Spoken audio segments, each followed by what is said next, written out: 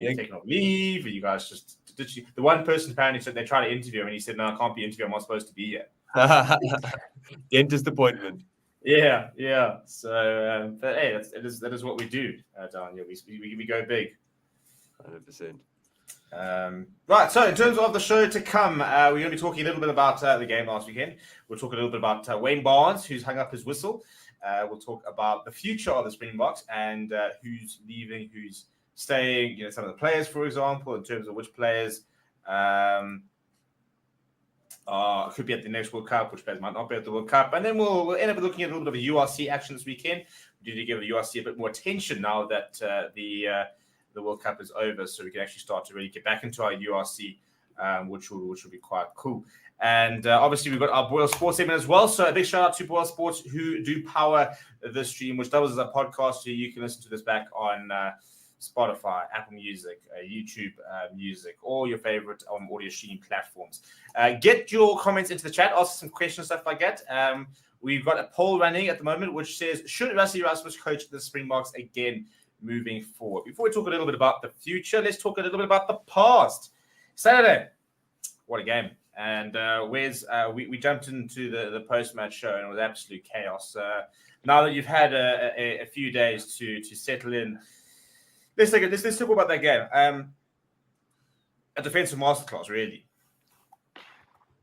No, I mean, yeah, I think, if you've had a chance to, and hopefully everyone has watched the review show, I was lost for words. I think we all were. Steve, I know you were sort of in the watch along as well. It was just what an awesome way. Like, I'm still struggling to sort of really encapsulate how it felt. But no, I think absolutely right. I think defense, slotting our kicks and defense won us that game. And we were absolutely phenomenal on defense. I mean, we've all spoken about Pieter-Steph du Toit, with his 28 completed tackles, which is an absolute huge. And the thing is, they weren't just completed tackles. They were big tackles. They were crunching tackles. They were tackles at key moments as well. Dominant tackles and key moments on key players. Yeah. No, and Jordy Barrett's still checking under his bed for him, just trying to work out where he is. Absolutely. And I see the comments about Jordy missed that kick because of what PSTD, PTSD. I get a mouthful there, but absolutely huge. And we've said it before, right? And everyone likes to say it. It's a line that people throw away. Defense wins games and defense wins World Cups. I think what we saw last week. Attack sells tickets, defense wins titles. Yeah, there we go. And what we saw on Saturday was exactly that. Dan, can Jacques Nielba call himself the best defense coach in the world? I mean, in the calendar year 2023, absolutely. 2019, he's got two. He's organized defense to 2 World Cup wins. Yeah, I mean, it's funny because I remember that actually I felt. As a year in 2019, I felt a lot more secure in our defense. I just felt we weren't going anywhere backwards. Whereas actually in the years in between the World Cups, I felt like it kind of got led astray. Like, I think we only conceded like 4 tries at the last World Cup and probably a similar amount in this one, which was insane at the World Cups. But in between, it seemed like we had lost something. But the resurgence of it, and it's almost like the game again back with the resurgence of Pieter-Steph, like he was kind of a little bit out of form and up and down and people weren't too sure. And then it's just game time for the Boks. World Cup, we're here, and it's like everything has just been prep. And I know they speak about it saying, like, everyone just remembers World Cups. No one cares about, like, other games in between and stuff like that. And, like, it's never been more clear than in the way that we won both of these World Cups and the time spent in between them. Yeah, no, 100%. I think I like the sort of ideas for the research for defense. And I do think that it's interesting. I think we had 2 years, which obviously we had 1 year, which was purely just win the British Lions series. And then after that, there did seem to be this willingness to lose games or to change for this World Cup. It was almost like we'd already forsaken the next 2 Rugby Championships. We sat there saying, we don't really care. We're just going to go and try to start building for this World Cup. And I think, we did see how the game plan evolved. It's very lazy analysis to go and sit there saying that we're playing exactly the same as we did in 2019 because it's completely different. Defensively, attacking-wise, player personnel-wise, it's a completely different team, despite there being the same sort of players and very similar coaches. And we had to be because a lot of teams became like 2019 Springboks. Like literally England's game in the semi-final was the most 2019 Springboks that we've ever seen, more than we ever were. Yeah, no, 100%. And you know, we started seeing 6-2s, which were not a new concept when we deployed it, but wasn't the norm. And all of a sudden, you know, for example, this World Cup, 6-2 splits were very common. The whole sort of forward orientated thing. I mean, Eddie Jones was in fact the one that actually teased the idea of a 7-1 split earlier this year. He joked about a 7-1 split, and then we said, "Oh no, you know, he's never going to do it." And yeah, he didn't do it, but then the Box did it. So yeah, it's interesting how things have changed, and at the same time, the more things change, the more things stay the same. And there was a certain amount of brutality to the Box performance last week, despite it not necessarily being the biggest Bok team of all time. I mean, it's funny when you talk about the massive Bok forwards, and yet two of our top performers, in Dion Free and Kwagga Smith, aren't exactly, you know, the two of your biggest sort of players. Wes, let's talk a little bit about that pack. Wouldn't say set piece wise we were phenomenal. The lineouts were an issue, especially when Bongi went off. And scrums, we didn't quite ever get the dominance that we had in previous weeks. You know, do you think you can attribute to that to the loss of Bongi? I think both in scrums and line playing quite a big role. Did New Zealand just do very well to neutralize that aspect? Why do you think that we didn't manage to maybe gain the ascendancy from a set piece perspective that we would have liked to have had and maybe had in previous games? Yeah. I think you know, everyone was looking forward to seeing that battle, and you know, Bongi going off, well, that was massive, right? I think there were two players you didn't want to get injured. It was Bongi and it was Faf. And within the first couple of minutes, we saw Bongi go down, and it was like, oh goodness, here we go. And you know, I think in terms of the scrums, I think the All Blacks just pitched up big time. I think they would have been pumped up. They would have been absolute firing. You know, we had some choice words for the All Black front row early on in the tournament. I think we were quite critical of them, and we kind of said, oh, it's not really a competitive or technique front row. And fair play to them, they made us eat our word, because then they really turned it on, and they were getting a lot of the island scrum as well. Again, you know, a scrum that had been doing very well in the tournament. So I think they just turned up to play and potentially even had a little bit of an edge on us, you know, despite our scrum being what it is. Line out time, they were all over us, and I was trying to keep calm, and I thought, okay, you know, we were disrupting Ireland's line out, and then they got it together, so we'll get it together, and just we never really seemed to quite get it quite there. And I do think that probably was Bongi. We were missing Bongi there to potentially find, you know, but you still had the jumpers and the callers, and we just couldn't quite seem to get New Zealand. I mean, they knew where we would be vulnerable, you know, with one of our key players off, and they absolutely went for us. Yeah, interesting. You know, I mean, New Zealand's lineout wasn't perfect, so it was interesting how neither side was actually, that for me was one of the most interesting aspects. Neither side had that go-to set piece where it was like, chips are down, we're under pressure. You know, we're going to kick deep for them, force a line-out because we can go to a line-out and we can reestablish a platform. It wasn't the case of put a bit of pressure, force a knock-on, take a scrum, and we can use that to establish some pressure. So it was interesting in that neither side really had that front foot ball to really be able to attack from. And New Zealand had a couple of very good lineouts, but I mean, we saw that like thumping hit from PSJF Toy on Geordie Barrett, where we had almost sort of pre-worked out that's going to be the move. And they just, you know, neither side really managed to build up momentum at time. It was, you know, it was always, it wasn't like these very long passages of play where a side was just all over each other and stuff. Forget it was a little bit stop-start at time. But Dan, I mean, it's a little about the defense. I want to talk about some of the backline players and someone who stood up as we kind of waited for. But the likes of a Jesse Creel, for example, next to a PSJF Toy, you know, the way that we read that incredibly dangerous New Zealand backline, you know, and how a player like Rico Awani was very absent at times. And we're talking about a Will Jordan who was about to, you know, set to score the try scoring, you know, break the try scoring record. He's been scoring tries for fun. Probably one of Will Jordan's quietest games. In fact, he got subbed. Yeah. No, I mean, you can't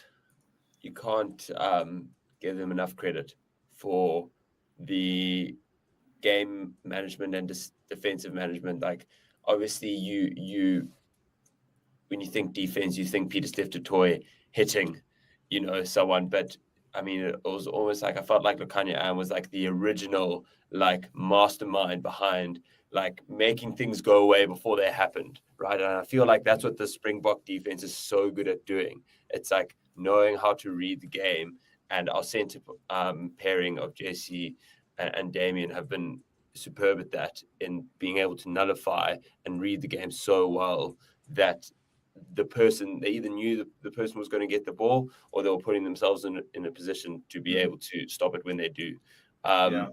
You really, again, you can't take your head off. And a lot of that is just a rugby player's willingness to work bloody hard for the tireless things that gives you zero glory. And think that's exactly what both of our centers do.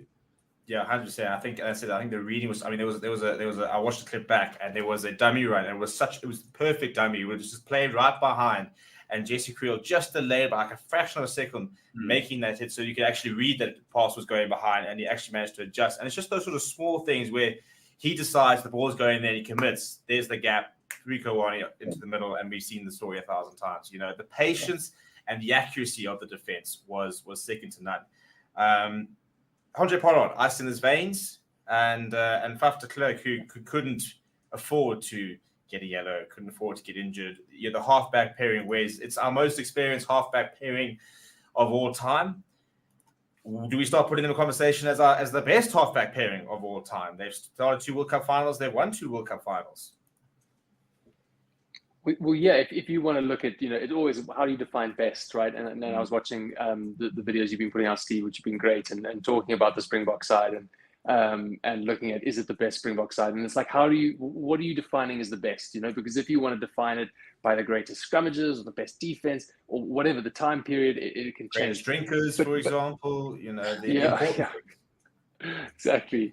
Although I think these box, might be up there. I mean, I've seen those videos of Malcolm Marx, and Oak is the two of them. Like, time. have you seen that video with Damien Willems are having a time, and those two are obviously, quite a few beers, and they're busy like sobbing on each other's shoulders, and you just know the time of night.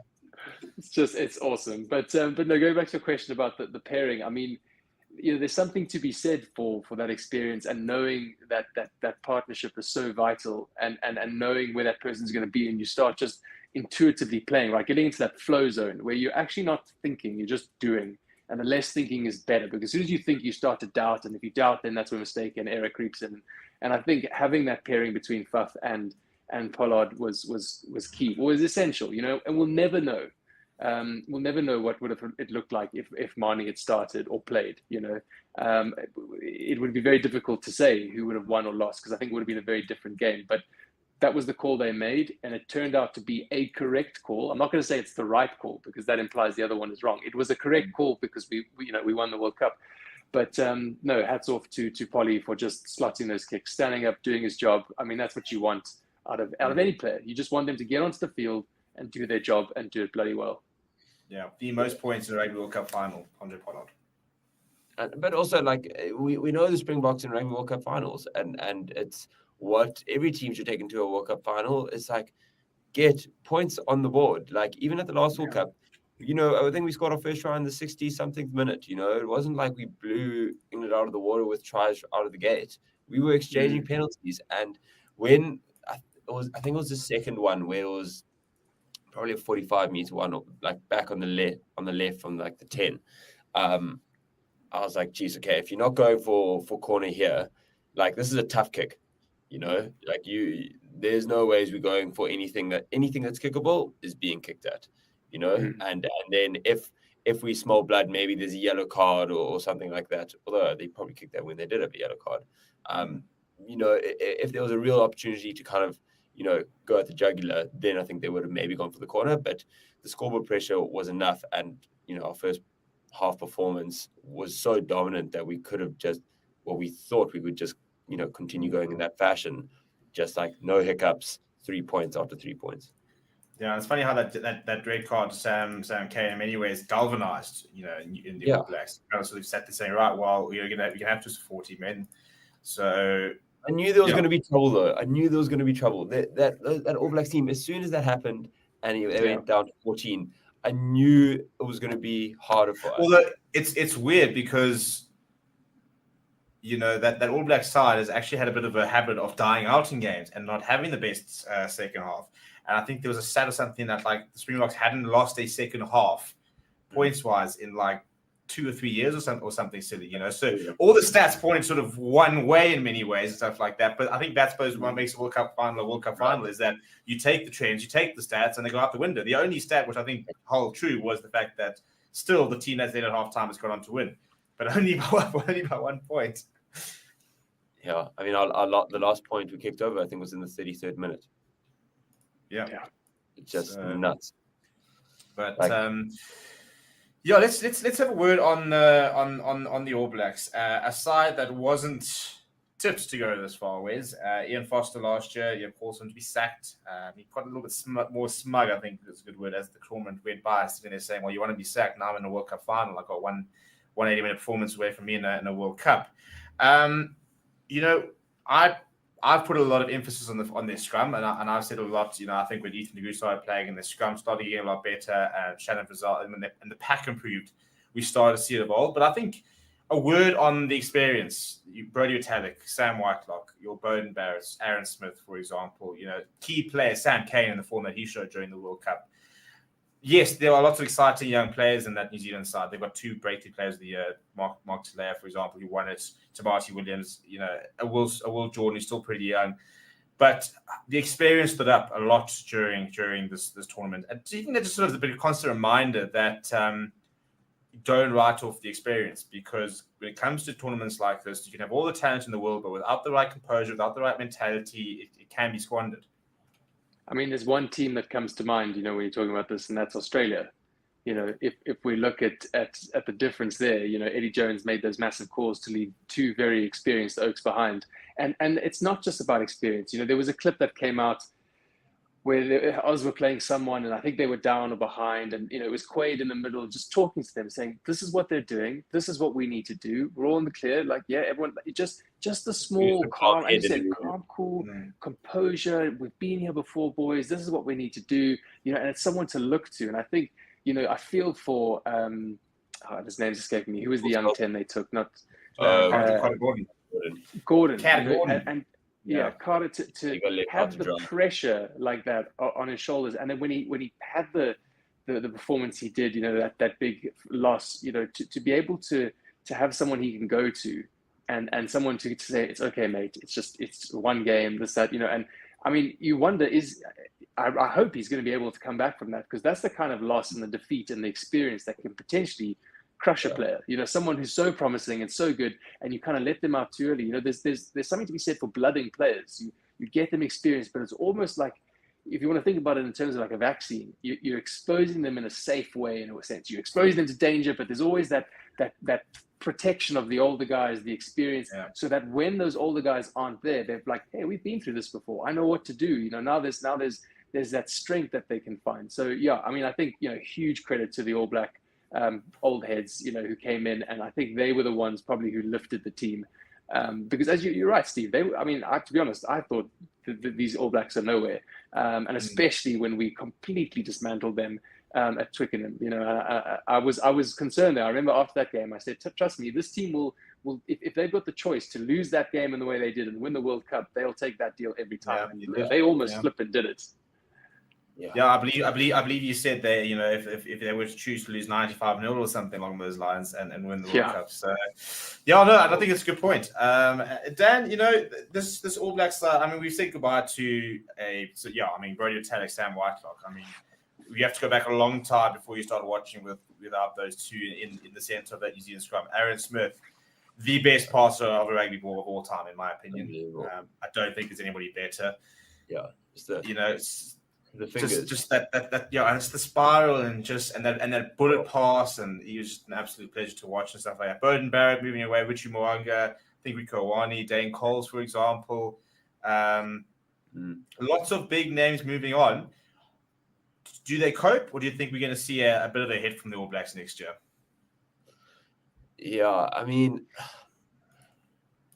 it didn't, maybe other than Dane Coles, I think he feels like the only one who was maybe running out a little bit of steam, and it was a pity he didn't actually get his swan song. Like he didn't play in either the semi or the final. But I mean, it almost still feels like the performances that Retallick and Whitelock were putting in, like immense. Aaron Smith, one of the best Aaron Smiths we've ever seen at this World Cup, and it's like.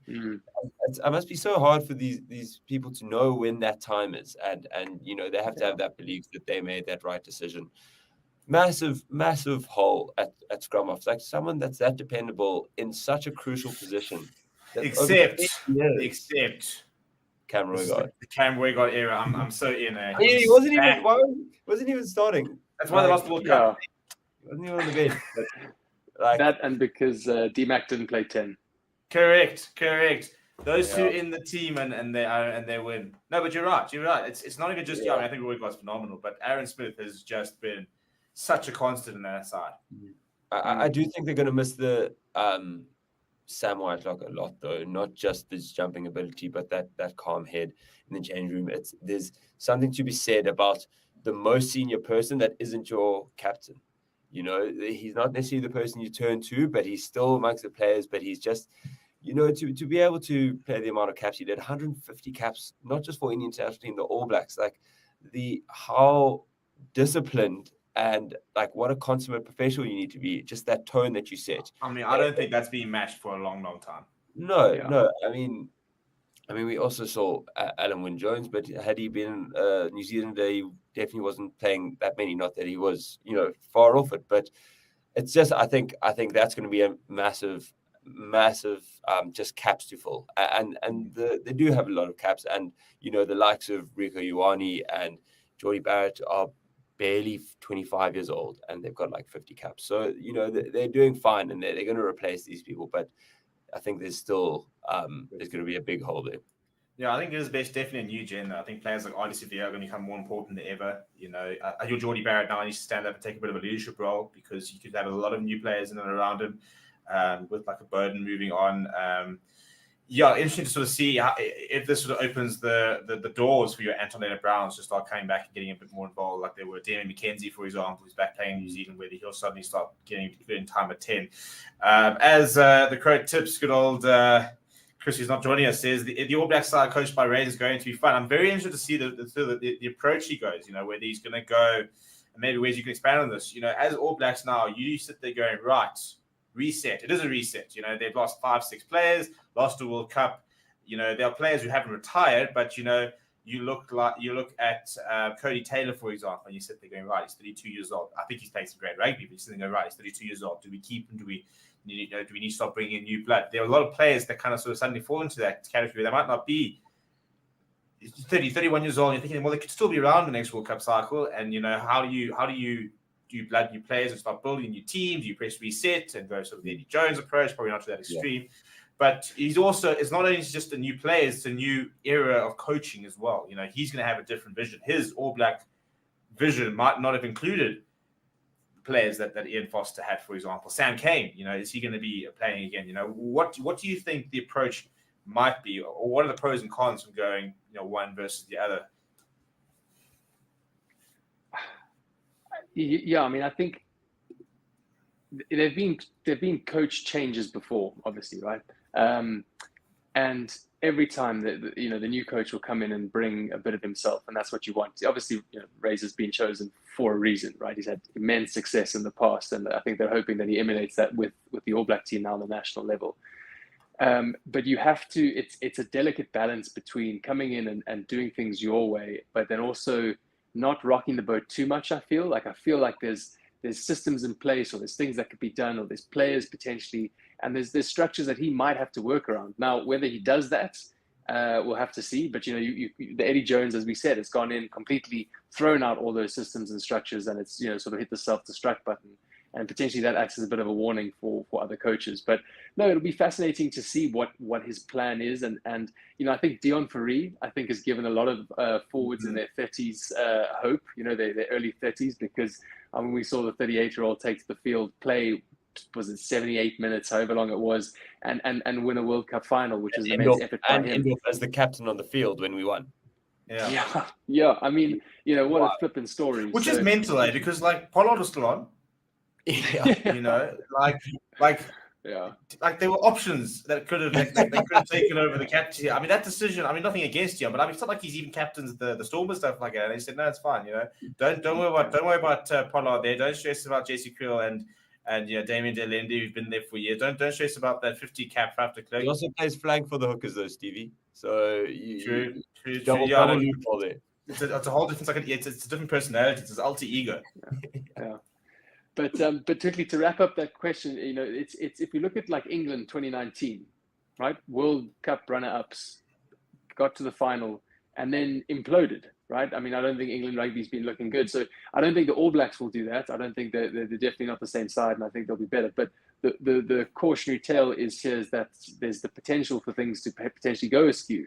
And what does he do? Does he come in and say, right, we were doing things well, but we didn't win, so do we chuck everything out? Is it the baby going out with the bathwater? Or do you just pick and choose and you think this works and that works? And it all depends on the structure and what he wants to keep and what he wants to throw. So I know that's a real nothingy answer, but I'm excited to see what he can do.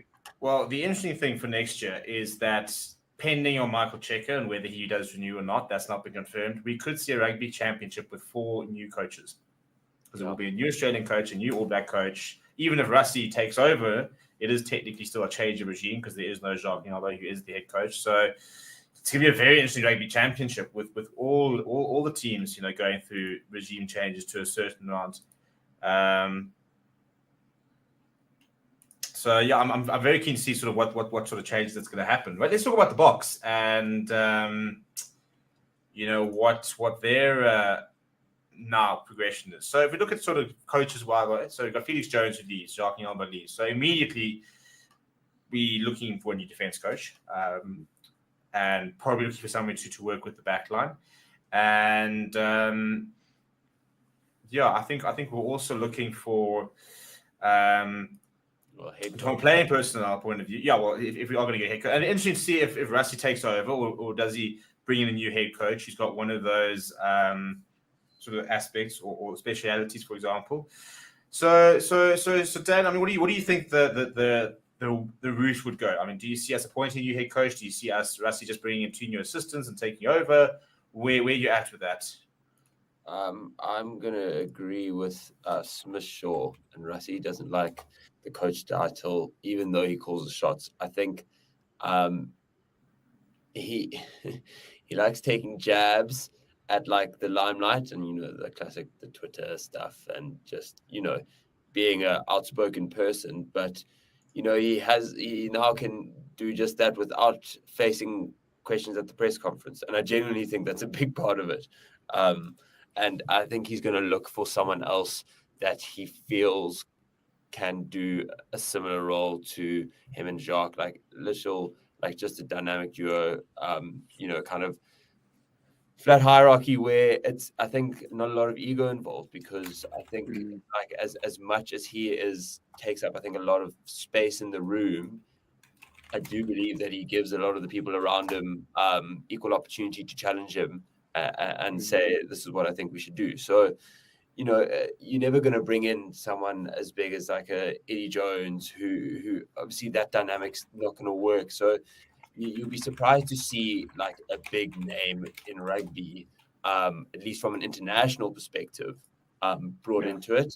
But I think potentially someone rewarded, from a, who's done well in domestic competitions and at club level. I think on that point, Steve, I can jump in quickly, Dan. I think the ego thing is really important because that was one of the big changes I think I noticed throughout the whole team this year, where ego was completely out of it. And it wasn't about, the individual player. And again, there's that quote from Dwayne where Victor called him, when he wasn't selected to play at all in the Island game. And Victor said, are you okay? And Dwayne just said, look, one team, one vision.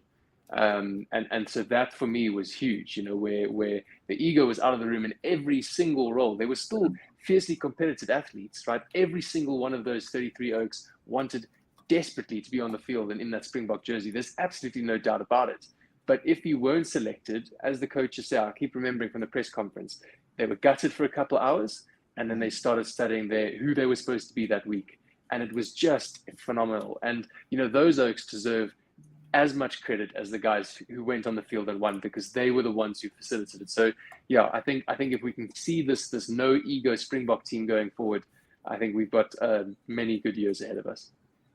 Yeah, it's such a cool experience last year when last year they had a bit of a media launch for the box because we couldn't do it in 2021 because of sort of COVID and stuff again. And they basically sort of launched this brand new sort of season type thing. And I remember they'd announced a much wider squad, and Albert Lowe sat next to Dion Ferree, and they both called us at the same time. And it was this concept of Dion Ferree is 38 years old, brand new in the squad, and he has got as much say as a 19-year-old Kane Moody, and type like that. And there was the sort of sense of, yes, obviously there's a leadership group, which is very big, but I loved, and especially where Sia emphasized, he said, everyone's got roles. So he says if it comes down to a defensive point of view, he's going to shut up because he said he's not in charge of the defense, and Dwayne will then chat and will be pointing out, and there's certain people that have got different sort of departments, stuff like that. Something like a Marvin Ori, who I think played a little bit of an LTJQ's role in 2019, where he wasn't playing a lot, but always on the water, for example, somebody doing a lot of studying, a lot of analysis, and he was sort of that link between the coaches and players and relaying messages and saying, right, guys, this is what's happening. So, once again, I'm sure, Chasing the Sun 2 it's been announced, so I'm sure we'll see a Dirt Trackers episode once again about the preparation, Mark Debok running as with Chimawanga during the week and stuff. But I think that has been a big thing, especially in the coaching staff. I mean, how much was Wandile Stick questioned when he was first appointed? He's now won 2 World Cups. Dion Davids, when we had that when our forwards weren't dominating, I'm more sort of gone backwards, and everybody sat there going, is Dion Davids good enough? And now, he's the forward coach in charge of a 7-1 split, and so it's amazing how these coaches, and there does seem to be this inherent, everyone's got a place at the table type thing, and everyone can add suggestions. So I think that when Rassie Erasmus spoke about, the squad, he said we've got the right people here, not the right players, but he said the right people as well as the players in the squad. I think that's also extends to the coaches, extends to the entire player group. It's about having that right personality. And I think that there are players who, yeah. No, I was going to say, do you think that's why Lekanya Arm was brought in? Because I never saw him getting onto the field, right? But he was brought in because he's a Chias Oak, and the Oaks love him in their jaw. And also familiar with the environment. These guys did not, when did they ever go out and bring somebody cold who's not been part of the setup for like 2-3 years and suddenly go, right, here you go. You didn't have another, we didn't drop a 13. Like, we didn't drop anyone into the World Cup that was like almost there. It wasn't like Evan Roos or something like that. Yeah, nobody was parachuted in, for example. Nobody was making like their debut. I'm trying to think if we had any debuts this year apart from like a Jean Klein. And I don't think we did have any Springbok debuts this year, if memory serves me correctly. No. So and that I think sort of shows as well, whereas a couple of other teams might have had a debut here and there. It was a very strong group. If Lukanu needs to play, 30 minutes, he'll take a cortisone injection, and he knows every single play out of the back of his hand. Like, you can't chuck in someone cold under that type of pressure. Like, especially when you have someone like Lukanu who has like a negative, beats per minute in like a World Cup final. Like, just the cool, calm man. Yeah, it would have been very interesting had there been injuries to Jesse Creel, whether they would have gone with Lekanya Arm or whether they've gone and said, no, well, Kane Moody's fit to, we cut it back. And that would have been a very interesting Thank goodness we didn't need to go there. Yeah, well, I think it's a lot of thank goodness we didn't need to go there. Faf getting injured and he was going to play scrum off for the 80 minutes. Yeah. A lot of different. Dion Ferree was a thank goodness we didn't need to go there, but we went there. we had to go there. Yeah, no. Thankfully there's only one. We had to go there. But we also had our star fly half gone for 60% of the World Cup. Well, he didn't go to the World Cup. He currently can't play rugby. Elton Yankee. Yeah. He's still. He's gonna go back to Leicester and say I'm injured. Still in rehab. Yeah. Oh no, dreadful. Yeah, no, but that's it. I mean, so it wasn't an easy road. It was definitely rocky. I mean, to go to the World Cup losing Malcolm Marx, but it's funny how there were so many external factors, and yet we talk about it as if they weren't because of how well we coped. I mean, Bongi Manambi became. I don't think anybody can really get to Malcolm Marx level at the moment, but I'll tell you what, the last month of Bongi Manambi is the best of Bongi Manambi I've ever seen. Yeah. And I think that's been the biggest thing about this coaching staff is being able to eke that every last bit out of each player, and how many players who people didn't back stood up. Your Jesse Creels. Franco Mossa, people are asking Franco Mossa, and obviously people are saying, no, we should take John Klein ahead of Franco Mossa for the World Cup. And you're sitting there going, why would you drop somebody who's been a part of you and look at the tournament he had? So, yeah, I think it's going to be very interesting to see how the team culture not change, but how it progresses in the coming years. Big question now. the captaincy. So Siya Kolisi said that he's available for the box. Not sure if he let Racing know, because the French clubs absolutely hate it when players are available for their countries. So, but he has said that at this stage he's not retired. If he's picked, he will play. Do we give him the captaincy again? I mean, this obviously wouldn't be taking the captaincy away from. But how much do you sit there going, right? So we've got one of our best captains ever. We know exactly how important he is. The likelihood, and maybe even more so because of this knee injury, is that he doesn't get to the next World Cup. I think he's sitting on. I think he's 32 years old, so he's 36 years old. So he could mathematically look at Dion Free, but there's a big question mark. Do you continue with him as captain, or do you start looking at who our next captain could be, for example, moving forward? Yeah, I think as you said it, there is that leadership group. So it's a big group of guys, and I think the captaincy role potentially actually on the field and decision making is a lot less than what it used to be, right? That's what I see. There used to be one oak making all the calls. This is how it goes. But we've seen that responsibility diffuse actually throughout the Springbok team, and it's worked out well. But where Siya is unique, I mean, the mistake will be trying to have another Siya, because you won't. So we need to get our heads around that at the moment, that we will have someone different, something different, and they will be better in some ways, they will be worse in some ways. But I think, again, if this culture can continue, it will be a good thing. I do think you have to start looking though for your next captain. I think to not would be short-sighted or potentially all eggs in one basket. There is a new 4-year cycle, as you said. Sia's 32, so he's 36 with that knee. Who knows? But I do think you start bleeding that new captain and start handing over more and more responsibility, and have Siya mentor that. I mean, can you imagine Siya Kolisi as your mentor? I mean, what better sort of company to be in, Yeah, no, I think, as I said, to be able to sort of try to follow on for that will be massive, which I think is why it would be important for him to be in the team and to be able to sit in front and say, well, that's my captain, and I'm following him. Yeah. And imagine having that sort of backing. Chris is asking the right questions. Options. I think... Throw some at me, Dan. Yeah. Well, first of all, I really like what you said, because I don't think you're not going to match Siya. I don't think there's anyone who can exude as much like humility as a person as he does, which like in turn brings such a, I think, calmness to the Springs and takes so much pressure off. And that's the general egoless kind of Bok camp, ideology that they're going for.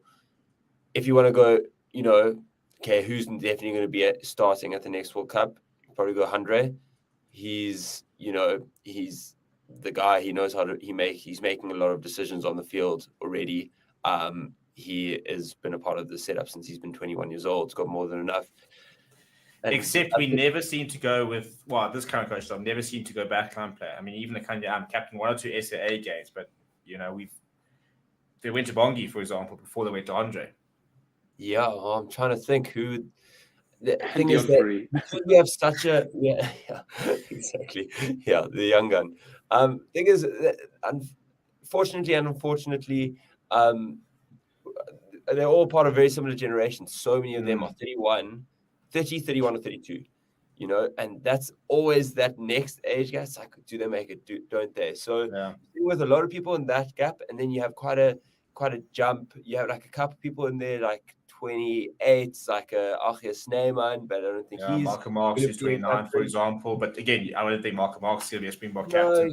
No, he doesn't like the limelight. Like, and then, you have kind of Jasper Wiese.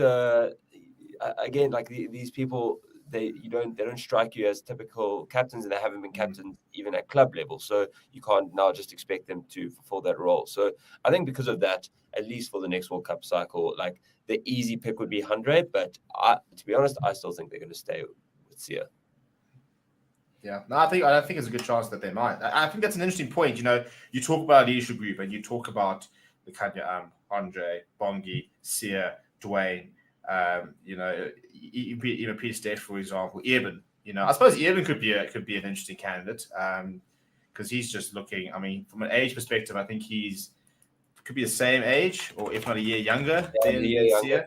Yeah. Or So at least- also, I think they're the same age actually. I think they obviously played as under 19 together. It's going to be very interesting to see who the candidates are, because I do think that our entire leadership group does seem to be in the same sort of generation, as you say. Eben was the captain before Sia. If you remember correctly, between Adrian Strauss and Sia captain, it was Eben. Eben was like the interim captain. He was I think it was Sia was made captain of the Stormers, or Eben was made captain of the Stormers, and then Sia was then made after that. So I mean, Eben can be, but he was going to be this year for his. He did captain us this year as well. He did captain us side, yeah. No, and I think my point on Eben is for me, when he's not captain, he plays better rugby. And that's not to say he's not a leader. There's a saying in football which says, where they say, "Don't captain your weapon." You know, there are certain players who thrive under the captaincy. I think Sia Khaleesi, the captaincy, brought the best out of him. I think Bongi Manambi, I think they gave him that extra responsibility, and he said, "Right, now I need to lift myself up." And I think there are some players who, can walk out there without the captaincy and say, "Right, I think PSF the Toys a player like that."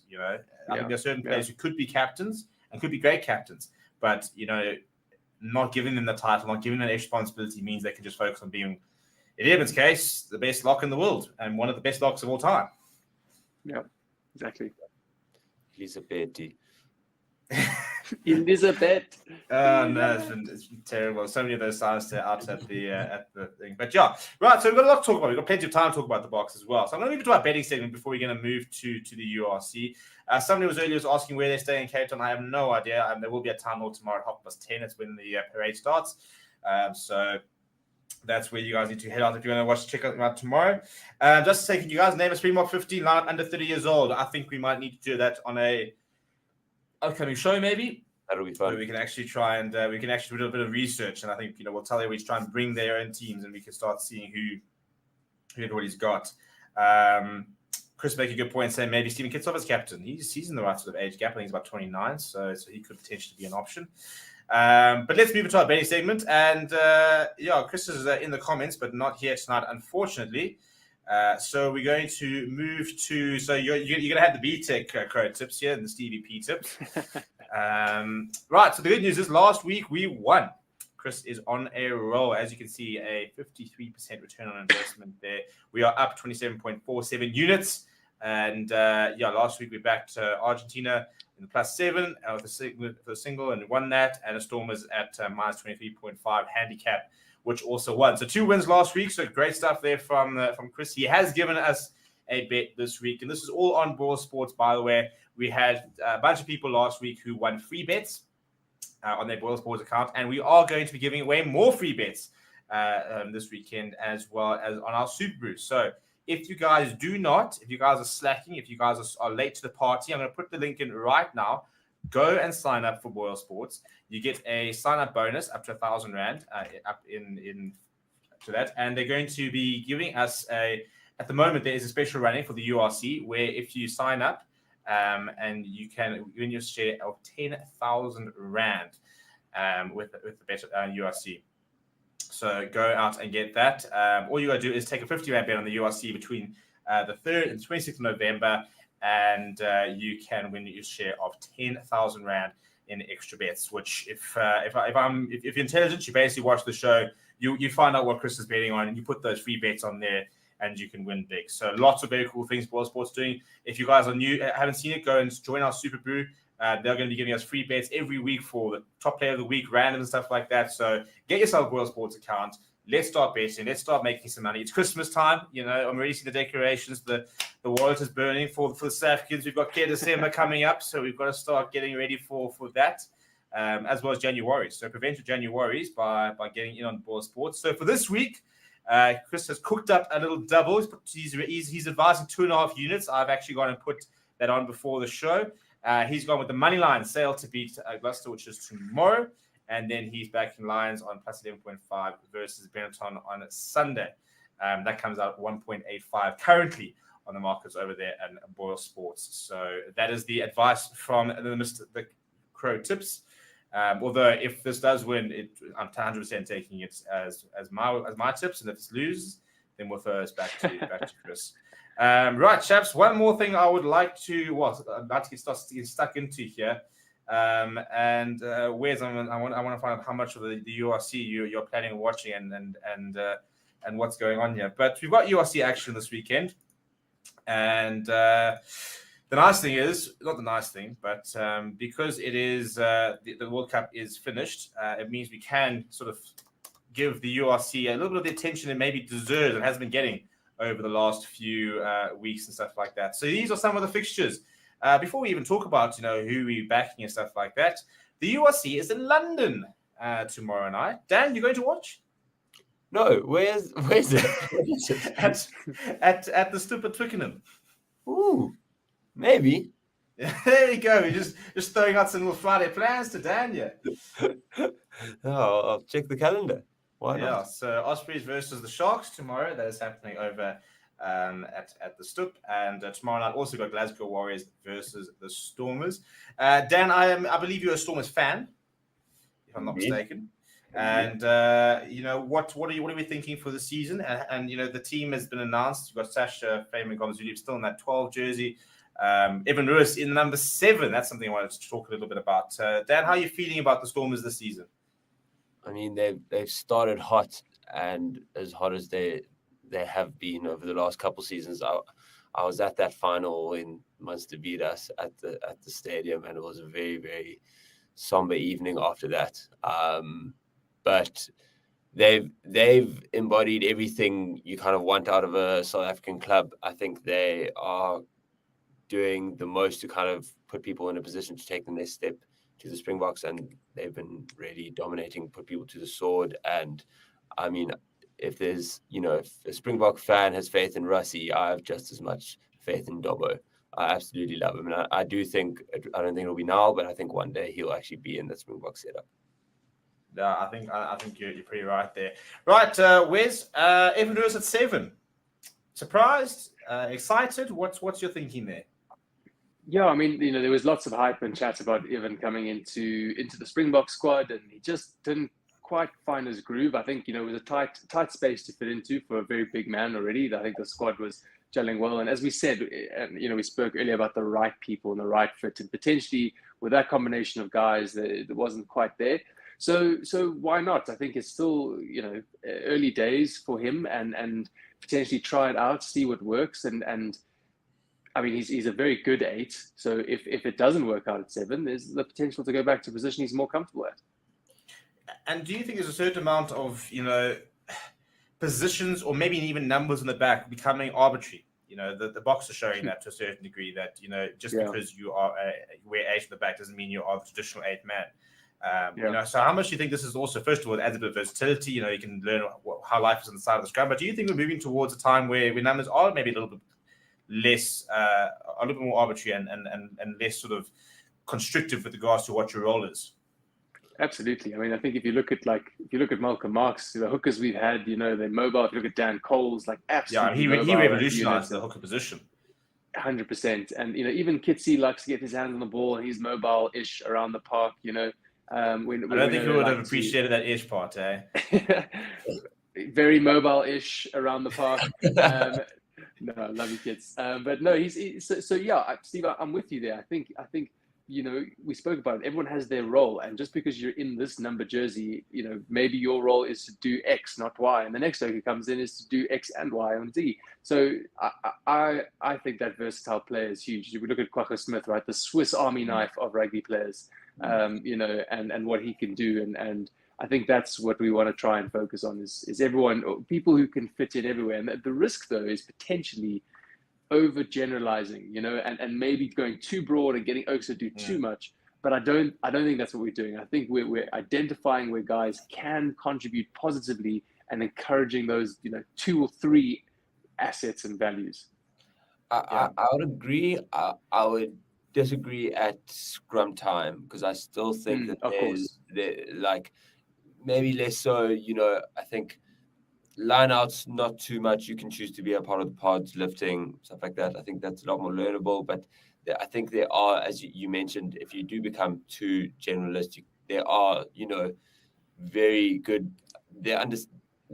responsibilities as a number 8 at a scrum and as a number 6 and a number 7 that are very intrinsic. I do think that even potentially to an extent, Van Roos could have gone to Dobbo and said, I need to, diversify myself. Like, he's seen what the Springboks value, and he didn't fit into one position and he didn't make the World Cup. Maybe if he was better if he was seen as good of a flank, more versatile, yeah, as a flanky, maybe he was in the World Cup squad and a World Cup winner, So I think maybe it's on these players' minds, but so basically what you're saying is that people are arriving at preseason now, and you've got your props are busy practicing their throwing, you've got wings who are busy practicing their jackling and scrum technique, and everyone's just trying to add different strings to the bow. Because they're well, this is the only way I'm going to be able to select. I need to be able to play outside centre, wing, as well as scrum off and hooker.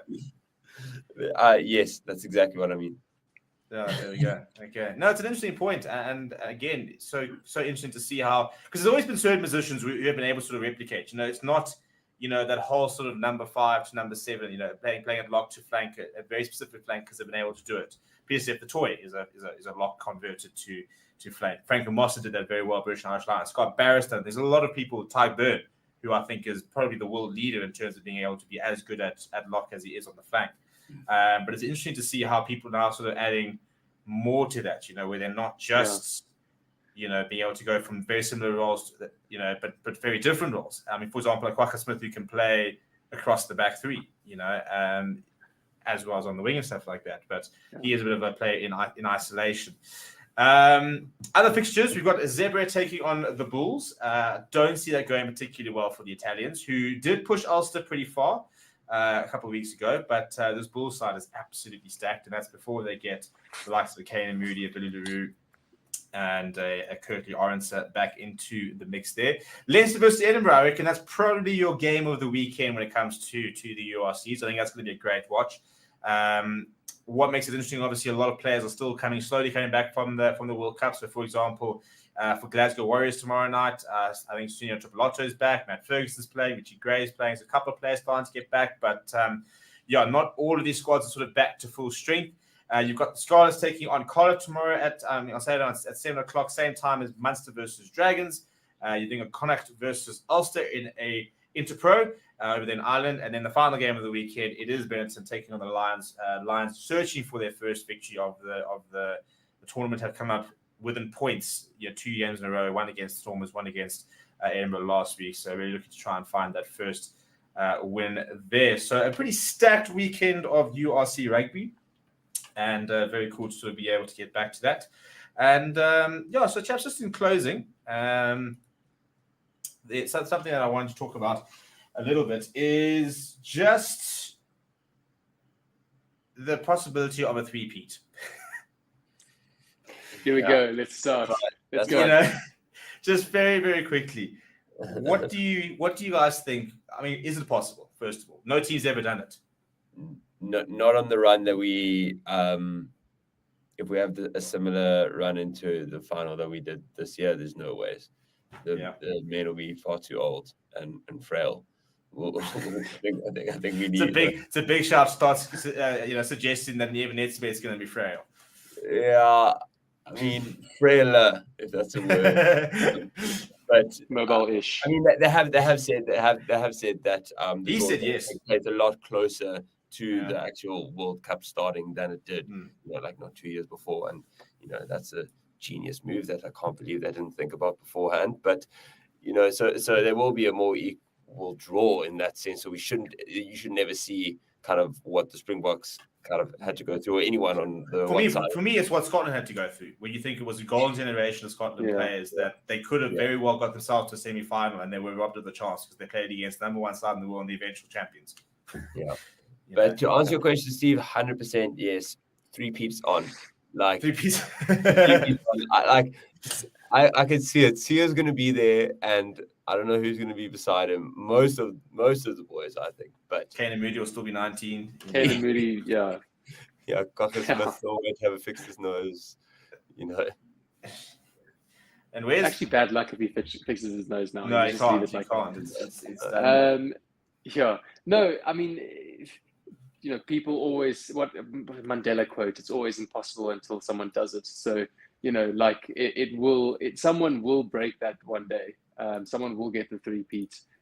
And I really hope it's us. And again, if we continue the form and to build, and I've said the word a lot tonight, but the culture, and there was a lack of comment earlier on, and I actually missed it, but it was talking about the depth in the squad that we've built, and how that allowed us to do so successful. And the commenter, sorry I missed your comment, but it was just talking about how many players we had and how many substitutions we made and changes. And again, it was building that depth. There we go. Thank you very much, Steve. So the last 26 tests, we played 52 players, made 301 changes during that time, an average of 7.5 changes to the starting 50. I mean, that's huge, and we spoke about it in the World Cup and the build-up.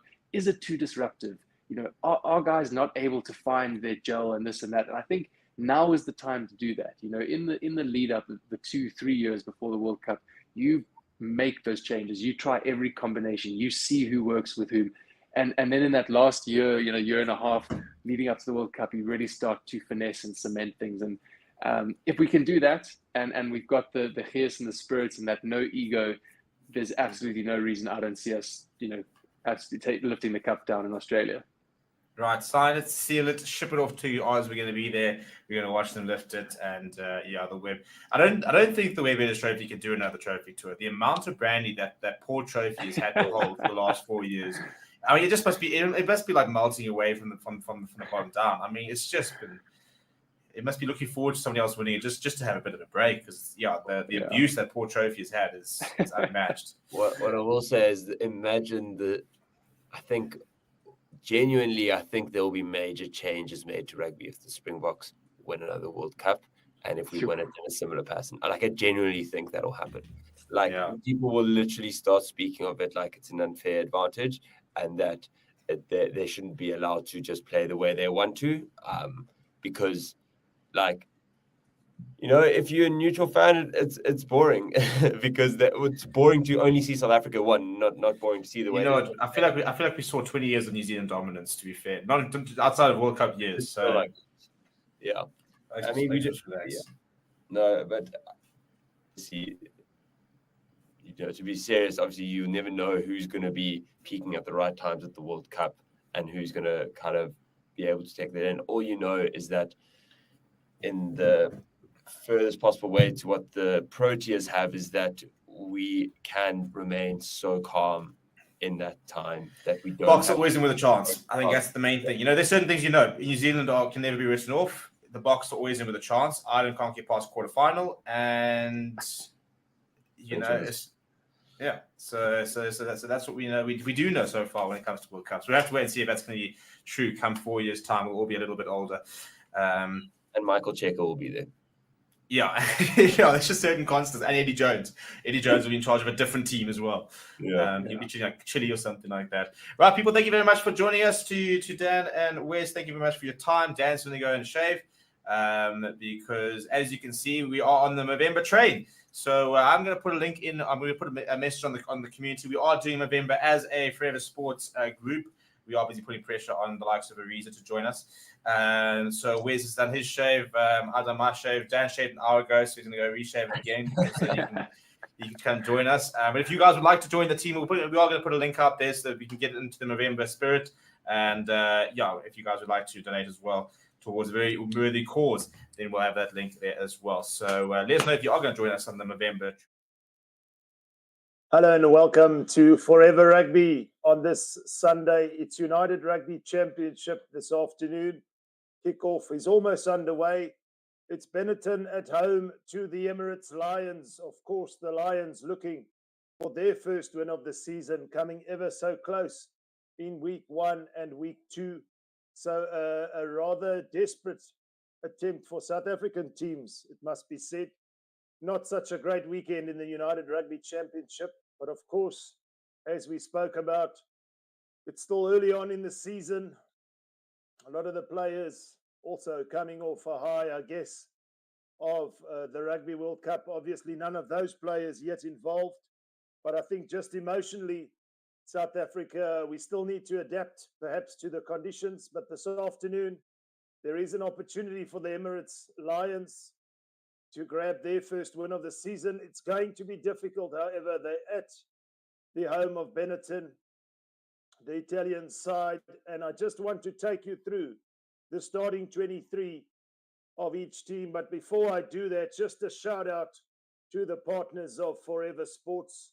BOYLESPORTS, the official betting partner, of course, and BITDEFENDER, the global leader in cybersecurity, keeping us safe from cyber attacks or any hackers worldwide. So just a shout out to them.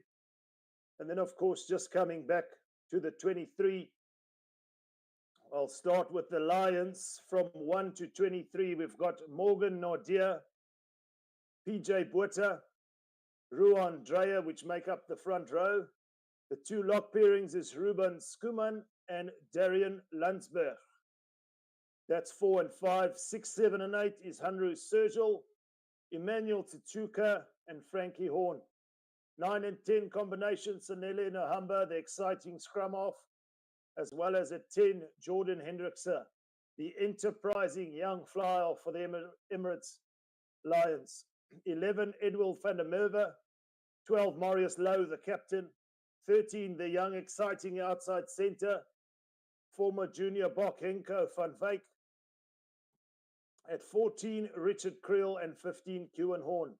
The bench as follows from 16 to 23, Jaco Versace, Corne Ferrie, Asanati Intabakanye, Willem Alberts, JC Pretorius, Monet van der Berg, Reinhard Jonker, and 23, Andries Kutsia.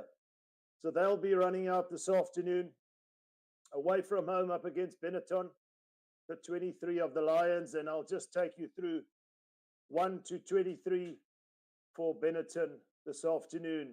Thomas Gaio, Giacomo Nicotera, Simone Ferrari, that makes up the front row. Eduardo Yachizi,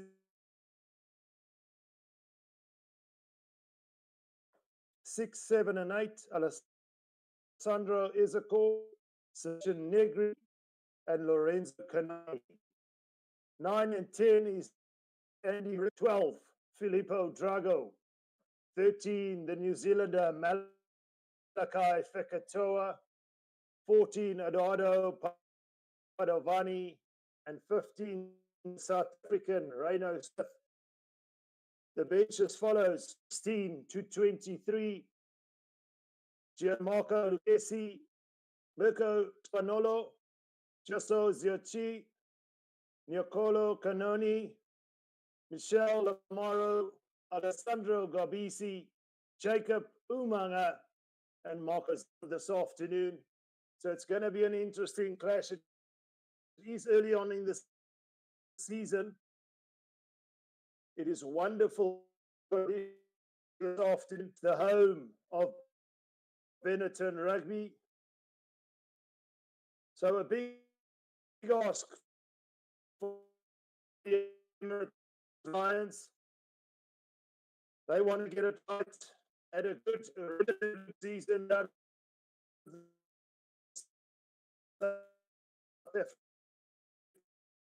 Team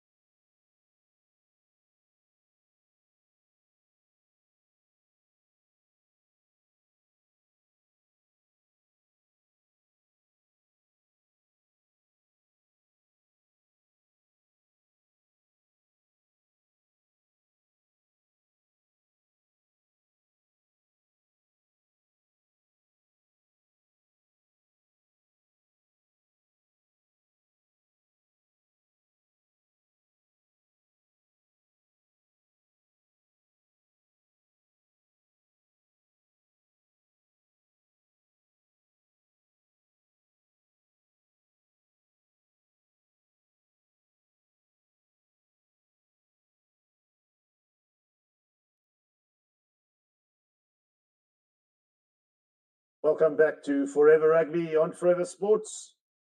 Apologies for the interruption there. And in the meantime, play has gotten underway and Benetton are in for the try via Malachi Fekitoa, the New Zealander, playing his trade now in Italy for Benetton.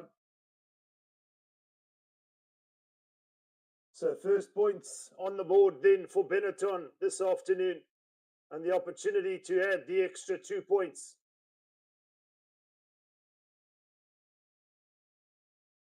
Albonos, the fly half, with the opportunity, shapes to kick. It's going, it's splitting the uprights, and Benetton take the early lead here.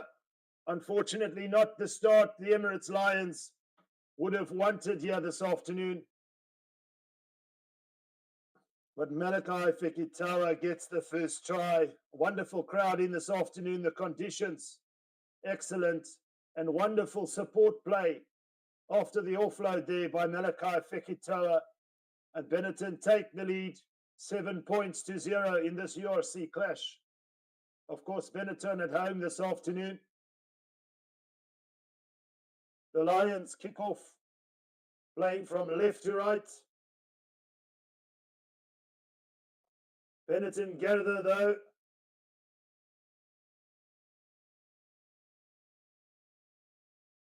And you're in at the base, shaping to kick now.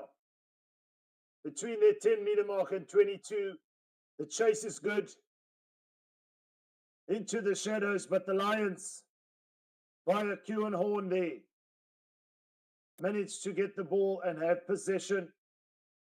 Approaching halfway here, inside the 15-meter mark on this left-hand touchline. Sonelo Nohamba, the exciting young scrum half for the Lions. He decides to tactically put it up in the air. Almost in no man's land there. Who wants it? It's a knock-on, says the referee. Looks like the fullback of Benetton there, Reno Smith. Just fumbling. Big shadow over the stadium from the main stand. Not sure if that impacted anything there, but he just couldn't hold on. Conditions look good though.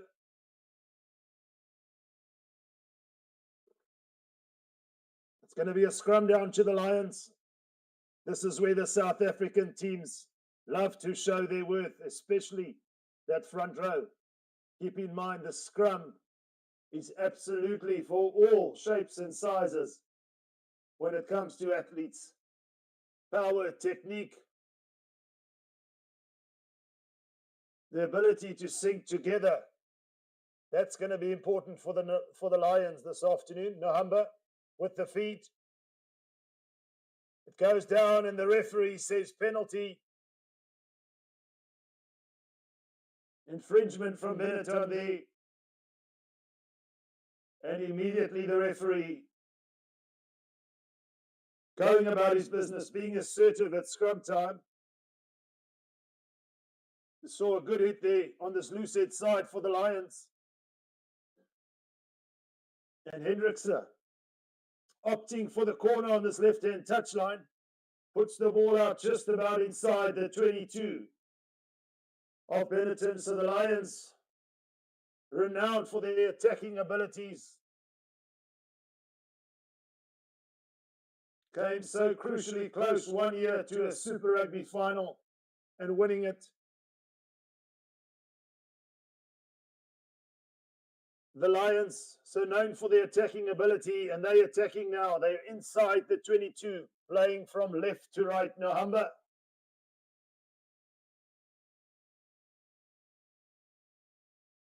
Lovely support play there. It's Frankie Horn. Nohamba wants to play quickly, but he just couldn't hold on. I think it was the defender that came across, put in a good hit there on Frankie Horn. Lovely soft hands there. I think it was Marius Lowe, the captain. But just in the contact there, losing the ball. So the Lions, with an unforced error, and Benetton with the opportunity to exit. The last scrum didn't work so well. So I'm sure the Lions looking to put some pressure. Scrum time.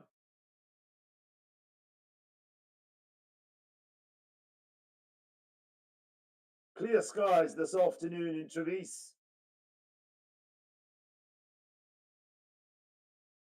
But the Lions desperate for that first victory, as I mentioned. Don't want to leave it up to the last few moments. They want to put their authority on this game, but Benetton at the moment not allowing them to boss any play. Solid scrum, and they come away with the ball now. They're in at the base.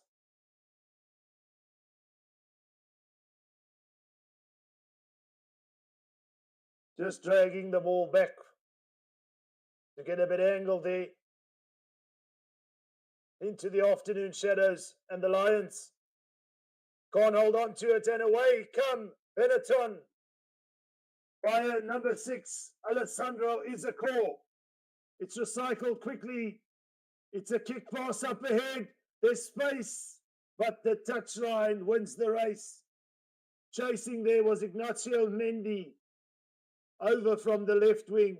It was quick ball after the initial miscatch there, one would call it, from the Lions. Benetton capitalizing, and in an instant, just the touchline, winning the race there.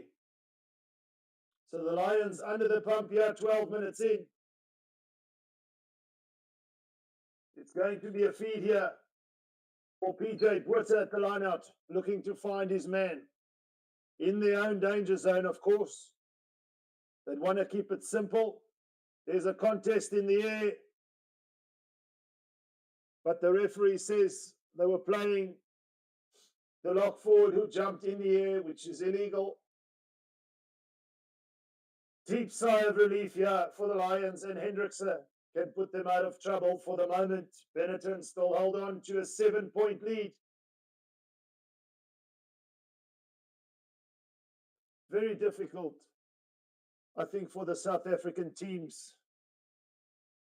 Still adjusting, I guess, in terms of the conditions sometimes. Obviously, this afternoon, skies are clear, so for the Lions, they would be used to this. But just in terms of the other games, we saw the Stormers come up short against Glasgow, the Sharks losing out against Ospreys, and what would one would call a relatively strong on paper, strong Stormers, strong Shark sides. What impact do they need to have to still adjust as the season goes on? Do they feed off that adversity? Those are the questions. The Bulls look pretty strong. They're the only South African team. They were up against Zabre, winning that game comfortably. So for the Bulls there, a bit of reprieve for South African sides. The Lions, of course, looking to make it 2 out of 5, at least this weekend for South Africa. To the fans watching in, where are you watching in from? Do you have any score predictions? I know it's still early on in the United Rugby Championship, but who's your favorite team? And do you see any South African team or teams advancing deep into this tournament, which will stretch on well into the first quarter of next year? But for these players, this is where it all begins. The end doesn't have an end if there's no beginning. So for the Lions, for Benetton, for all the sides, they most certainly want to make the most of any game they can. So week by week, I'm sure they're focusing in and just wanting to collect the points that they can potentially have on offer on this particular weekend. And the Lions desperate for points, but Benetton have the scrum. It's good set phase ball there, trying to put it wide on this left-hand touchline, but resolute defense from the Lions. The referee says there's a man legally over the ball, so Benetton, for all the enterprise there, was the scrum off, you're in. 2 players, in fact, on their feet there for the Lions. Wonderful turnover. So the intensity is there on defense for the Lions. They just need to make territory count, turn it into points, as they say when they get into that 22 danger zone area of Benetton, and set the tone for this first half. Obviously a young Emirates Lions team, but in abundance. They have talent, no doubt. They just need to find the cohesion.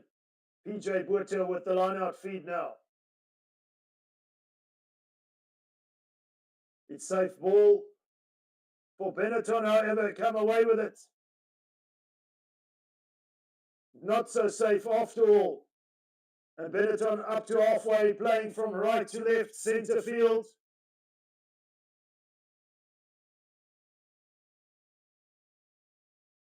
There's someone over the ball again. This time the referee blows another penalty. So the breakdown at the moment being bossed by the Lions.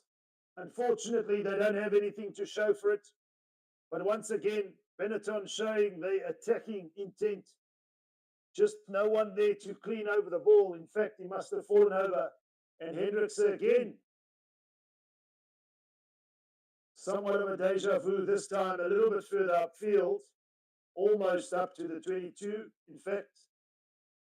Of Benetton on this left-hand touchline. Do they go for a maul? Do they keep it tight? But a wonderful steal there again for the Lions. So the intensity, as I mentioned, at ruck time is most certainly there. There's another challenge in the air. This time they do more. And Botha's at the back. This is where they start to feel each other now. The referee's going to say use it, which they do. And away comes Marius Lowe.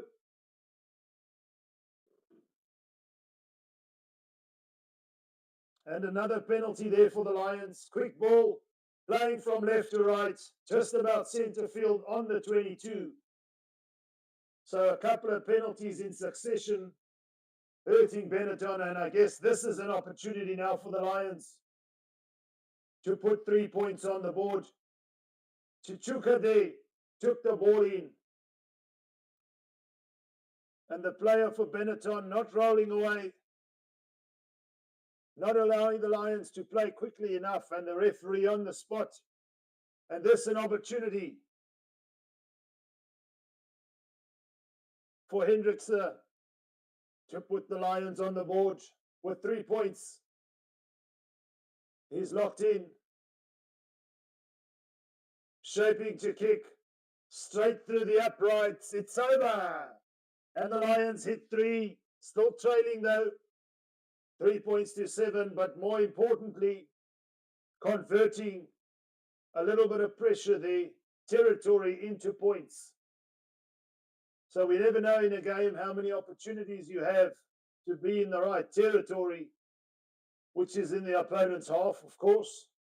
But then when you get there, how many few opportunities do you have to score? So wonderful for the Lions there. The kick is made, the restart, and Nohamba, after the gather, is there to feed one of his tight forwards, looking to find a better angle on the kick here, the Lions.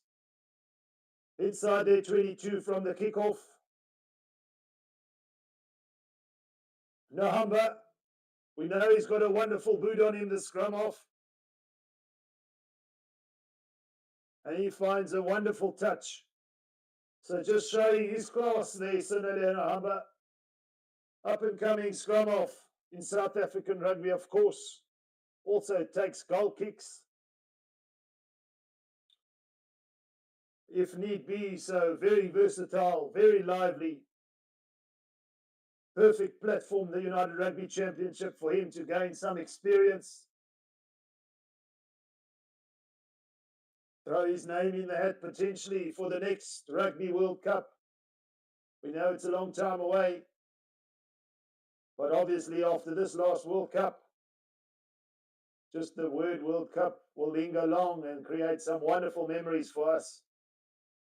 And build the excitement, I guess. We champions for the next 4 years. But the Lions, desperate for that bit of positivity to rub off onto them this afternoon. As we mentioned, a young Lions team, however, full of excitement. They have the put into the scrum here on the 15-meter mark on halfway. On this right-hand touchline, playing towards centre field. Henko van Wyk throws a lovely ball out wide. And the Lions over the advantage line. It's quick ball, it's a kick pass there. Who wants it? I think it's Frankie Horn who gathered it in the air.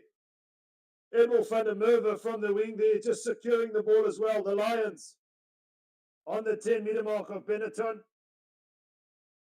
Driven back, though, strong defence from Benetton on that occasion. Nahamba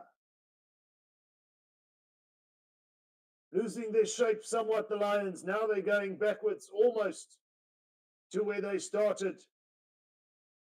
But head down go the Lions, and this time around Hendrickse puts it high into the afternoon sky. It's a fumble. The referee says play on. It's all a little bit loose at the moment. And I think a net gain there in the end for the Lions. For a moment there, from that first initial scrum, set-piece scrum, they made some positive gains, but then the subsequent phases, they just seem to be losing their shape. And then Hendrickse put it up, and the 50-50 ball has gone in the favour of the Lions because the fullback of Benetton, Reinhard Smith, the South African, just couldn't hold on to it there. Scrum time. Lions ball on the 22. Just about centre field. But more importantly, an attacking opportunity for the Lions here. As I mentioned, this is the territory, the place they'd like to be.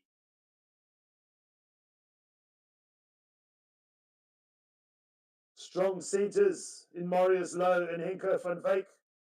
Will Marius Lowe take it up here? Straight from the set piece. We want a solid base first, and down go Benetton again. The referee says play on. It's wheeled around, it's blindside, and away comes Frankie Horn. He made some wonderful meters post-contact there, and the Lions only 5 meters out now. Nahamba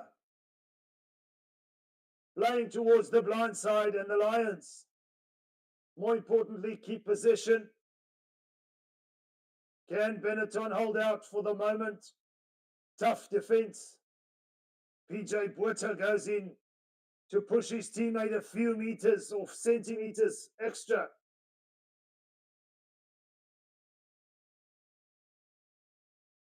Nahamba, low, out the back, Hendrickse, Emil van der Merwe is hit hard.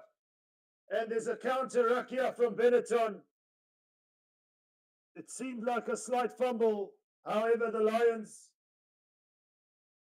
miraculously have kept possession, but unfortunately have gone 10 meters backwards. We're just about centre field. And there it is. There it is. Benetton, resolute in defence, disciplined in their offside line. And the Lions running out of options. They lucky, I guess, to get that ball back. And then nobody there. Or should I say the Lions play off his feet. So nothing comes of it. So an opportunity in the right area just not taken there from the Lions. They'll definitely be ruining that miss.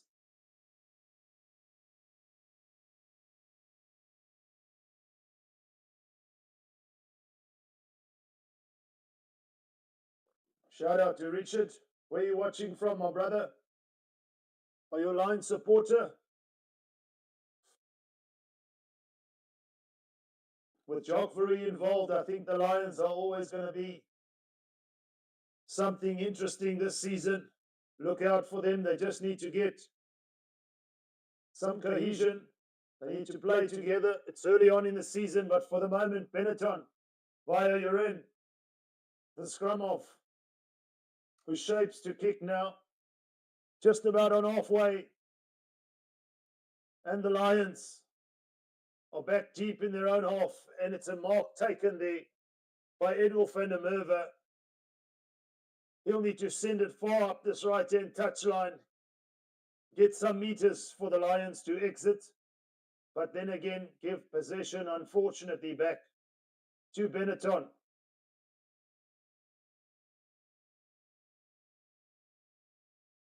Massive kick there from BITDEFENDER Merva. Wow, that is a brilliant kick. The Lions on the other end of the 10-meter mark of Benetton via that mark kick there from BITDEFENDER Merva. So incredible. It's moments like that that definitely can lift the momentum of a side. And even though it is Benetton's putting, they're far more likely to exit from here than play from deep. So for the Lions, a wonderful net gain. Doesn't, of course, translate into points, but for Benetton,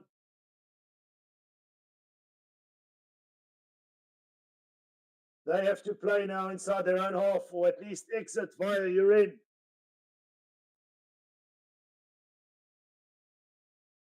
Shout out, Kamisberg in Makwaland. Richard, how's it, brother?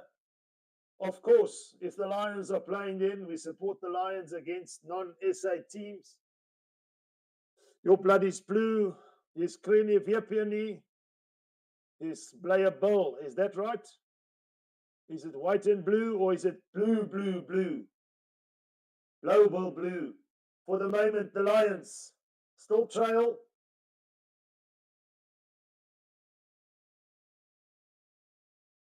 Playing the man in the air there. So Benetton will get a penalty here. It's on halfway, but it's closer on the 15-meter mark of touch on this right-hand side.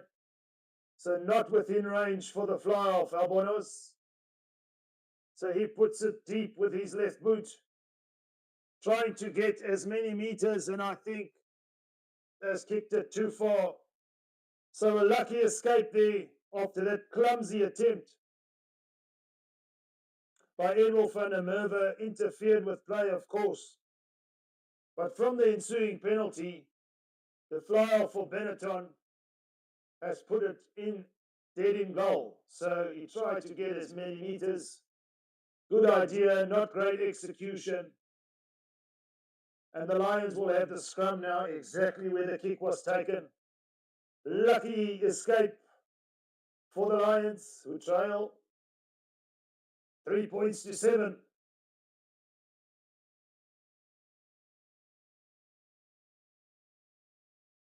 It's been tough for Benetton at the scrum. We saw the loose head go down earlier. The referee allowed the scrum to continue.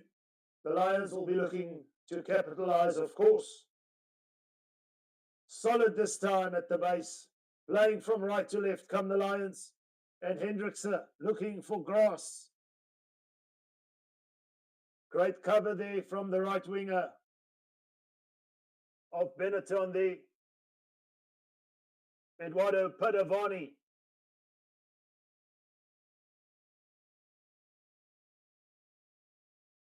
Not allowing the ball to bounce. So Benetton with the mark kick also have an opportunity to exit. We saw a wonderful clearance earlier from BITDEFENDER Merva. And this time around, a lovely catch. Keeping the ball alive. Here come the Lions. This is what we know.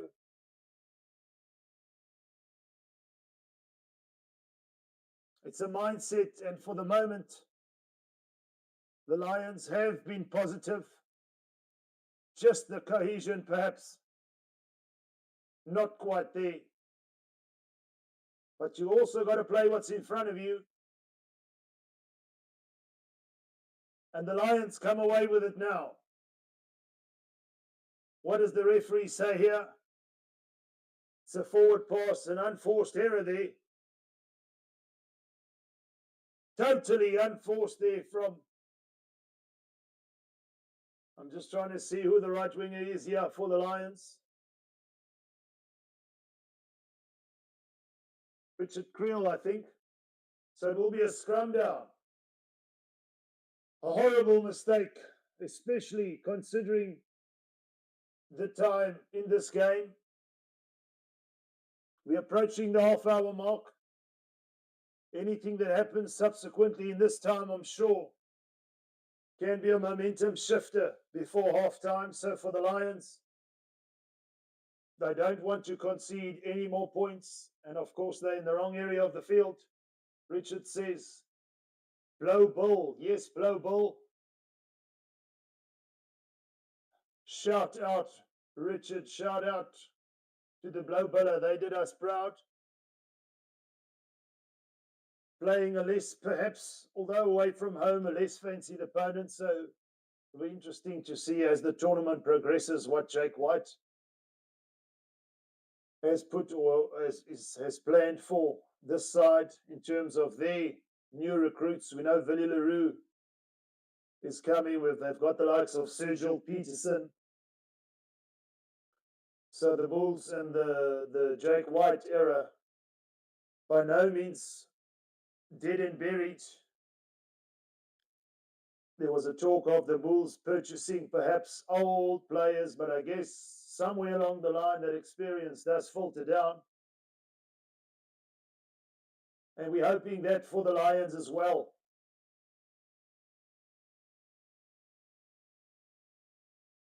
Of course, the wonderful, legendary Brian Abana starting his career playing in the Emirates Lions jersey way back when his professional career started in the Currie Cup. So the Lions have developed some wonderful players. Jacques Currie, of course, another wonderful player coming from the Lions, who's involved now, of course, in the coaching setup. And again, it's scrum time, dominance for the Lions. So that's one area they will, however, should I say, be pleased with, is the scrum. It's just a set piece that they've got to use to translate into points. Hendrickse to put them perhaps on the other side of halfway. And perhaps beyond a wonderful clearance there. What a wonderful scrum. So the unity is there. The cohesion is there from the Lions. Come scrum time, they just got to put it together. When it comes to their set play line out, maybe perhaps ball retention. But PJ Botha, just outside the 22 of Benetton, on the 22 on this left-hand touchline. It's all a little bit loose, but the Lions come away with it. Down the blind side, Nahamba, it's quick ball. They're 3 meters out now. Surely the Lions have got to go. The referee says, however, it's a penalty to Benetton. I'm just trying to see the error there. So the referee are judging the Lions player to be making a double movement. Relief for Benetton, but for the moment, the Lions feeding off that scrap ball and coming within a few meters of the try line. They just got to get over. Benetton breathe again. It's still 7 points to 3. It's a tight affair here in Trevis. A win away from home, worth its weight in gold for sure. And the Lions coming so desperately close in the subsequent week 1 and 2. Showing some intent for the moment. Benetton feeding off that penalty from the line out, skipping away. It's the right winger for Benetton. Adavani. They're releasing players here. It's the number 6. Izakor. Manhandled by 3 players, but he's on the 5-meter mark. They're playing to this right-hand touchline of Benetton. How quickly things can change. Kayo. It's 1 meter out.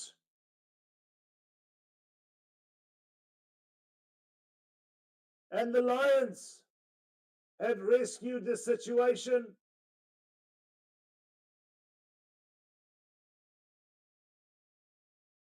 No, I beg your pardon. The referee has called a try. It's the lucid prop for Benetton. After that wonderful run there from Alessandro Ezequiel, the number 6 of Benetton. No, in fact, it's no try. I must apologize. It is a Lions penalty. There was an infringement on the line. So from one end to the other, I do apologize. PJ Botha throws in there outside the 22. Their own 22, the Lions. On the 15-meter mark. On this right-hand touchline. Looking to exit via Nohamba. Score still 7-3 to Benetton. So no change there, no try.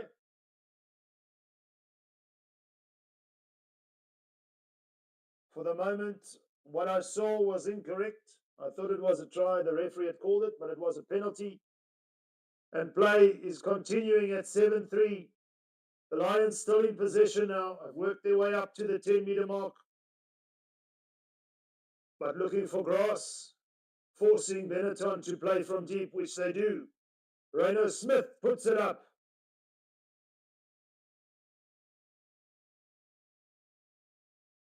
Find some grass on that side. But there's a wonderful cover. And Van der Merwe, Emil Van der Merwe to Frankie Horn on this right-hand touchline. We're almost up to halfway. Nohamba.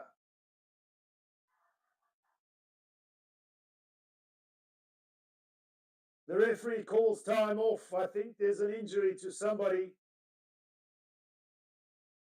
So for the moment, play has been stopped. The Lions looking like they were on attack for a moment. But all momentum would be lost. Of course, player safety most certainly very important. But for the Lions not converting their attacking intent. And I'm not sure if they're checking any head contact here. It's not looking good. Will there be any referrals? As Reno Smith made that kick earlier, finding space on that side. That was collected by Van der Merwe. It looked like Emmanuel Chichuka accidentally clashed with him there. Not sure if there's any HIA. It doesn't seem that way. So for the moment, all clear for the Lions. We saw head contact being a big issue and a big contentious talking point in the Rugby World Cup. What is the platform moving forward? How will the TMOs influence the games? How will the referees allow the impact of the TMOs to influence them? And how much of the referee would still have the final say in the outcome of games? These are all the talking points moving forward. We know the beautiful game of rugby. We don't always get the decision that we want. And it's those platforms where we need to have those discussions. Who's the man in charge? Is it the referee? Is it a co-hosting of individuals? The TMO, the assistant referees, and the referee. It's all that and more for rugby moving forward. Some say yay, some say nay. But for the moment, the Lions do come away with it. They have possession inside Benetton's half. They want to get it past 5 or 6 phases and keep their shape. Van der Merwe, as I say that, puts an aimless kick in. They need to hold on to the ball, so a lot of talent. Nohamba just shaking his head there, trying to figure out what the kick was for. And I think the Lions would be better off playing with the ball in hand. Benetton not making it easy in defence, definitely. being resolute in defence, and it's going to be a substitution. I think Reno Smith has not recovered from that. Interesting that there's no call of any sort of foul play, but good for the Lions nonetheless. They have an opportunity here before halftime to perhaps take the lead here in Treviso.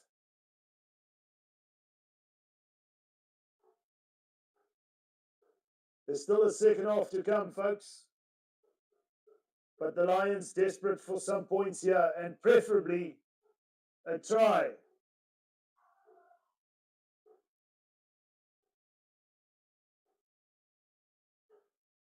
Richard says the Lions seem to be building teams so far too many years. They can be brilliant sometimes, but I think they're their own worst nightmare sometimes. I hear you there, Richard. We support the teams, whichever respective teams, through thick and thin, and they are in the building phase, if you could call it that.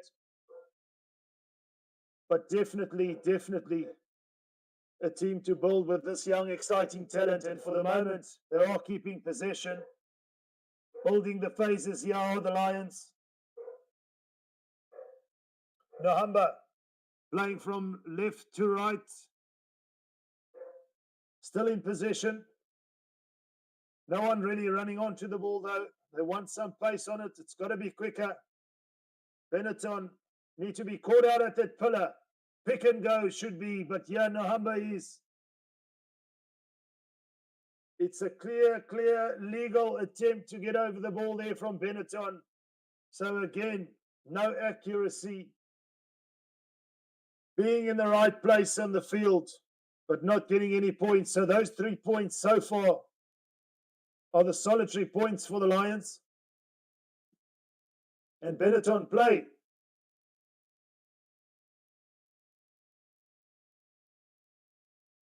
They're inside their own half. Not sure what happened there. But for the moment they play, and now they kick the ball upfield. And the Lions via Hendrickse puts it high, looking for someone to chase. You're in. Needs to find some blades of grass. He does with the kick ahead. But it's all a little bit loose at the moment. The ball is hacked into touch there from the Lions. And that is half time here in Treviso. The Emirates Lions trail Benetton by 3 points to 7. Get your refreshments for that second half. We want the South African team to take this one home. The Lions have the scrum ascendancy. Stay tuned for the second half. We'll be back soon. Bye for now.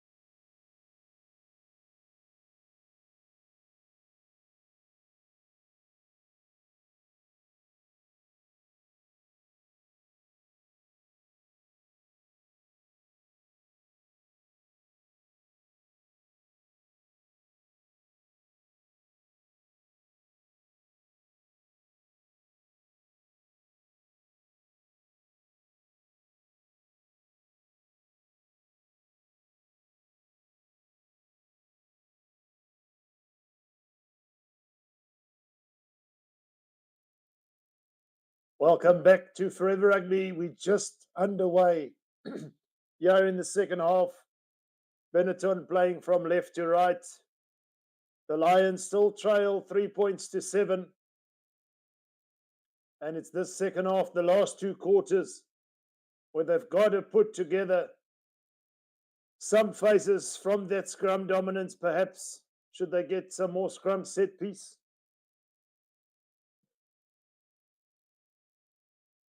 A loose field or catch attempt there from the Lions, which will give Benetton the opportunity now to throw in at the line out. So from the kickoff on this left-hand touchline, just outside the 22 of the Lions. Time off for the moment.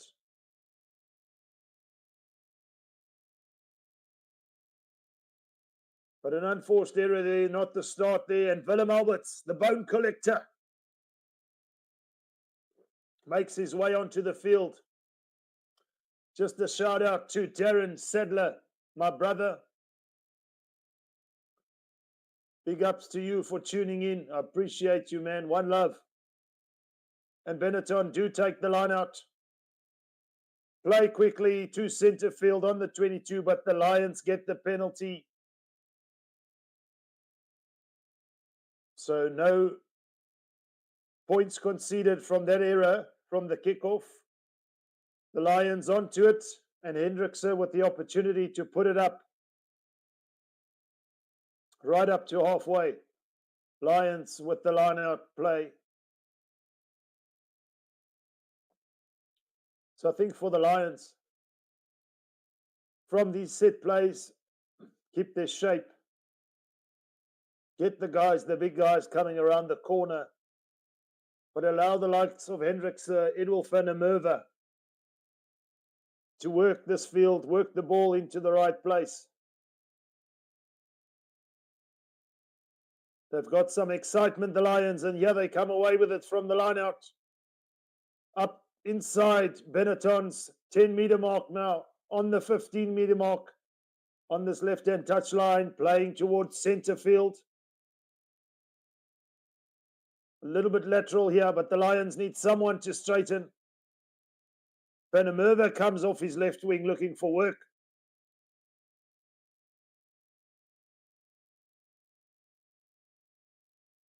Hendrickse, the forwards working hard. Good clean, it's quicker ball for the Lions, but they're back. Still a few meters, and here comes Tichuka. Running straight. But the kick is inevitable. It was all a little bit flat there for the Lions. It's in no man's land. And Marius Lowe almost with the gather. It's advantage to Benetton.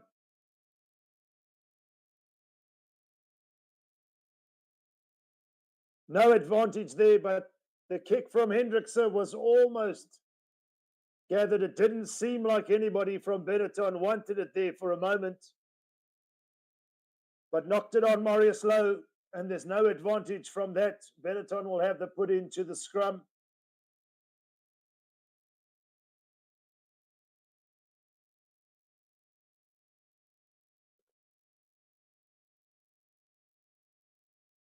The Lions were desperate to be wanting to get ahead now. The benches must still play a part. There's been some substitutions already for Benetton in the front row.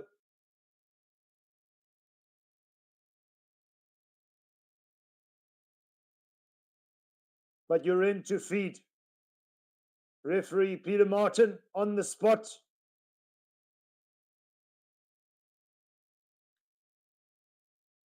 been a fair contest.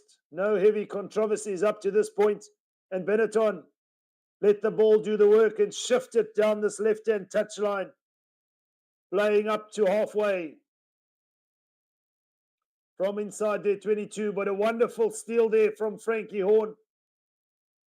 And the Lions want to push them back now, which they do, via Marius Lowe.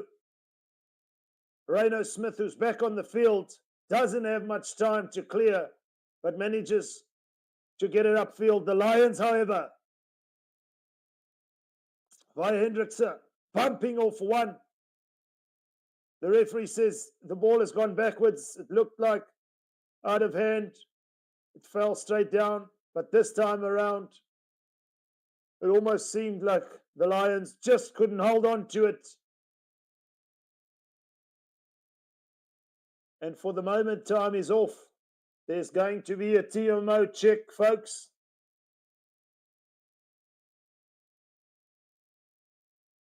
Shout out to everyone tuned in. We mentioned the Rugby World Cup is over. But of course, a South African team playing, we support them wholeheartedly. And here at Forever Sports, we love the fans tuning in for the opportunity to watch with us, share their thoughts, their score predictions. And for the moment, the TMO has to share his thoughts here on this incident. I'm trying to make hell or leather of this situation. Hendrickse with the step. I think they're looking for a high shot there on Hendrickse. So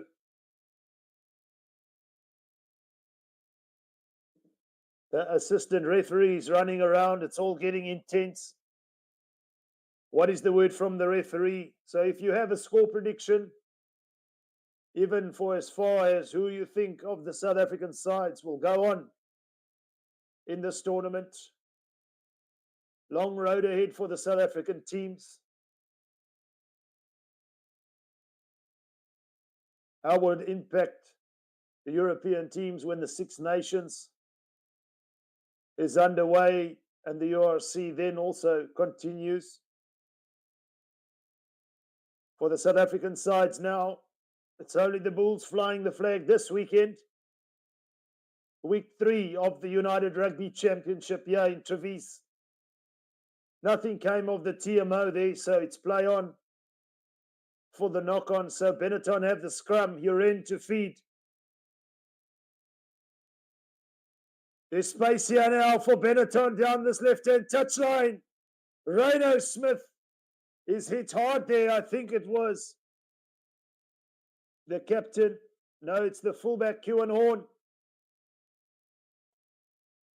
Covering in defense, fullback on fullback there.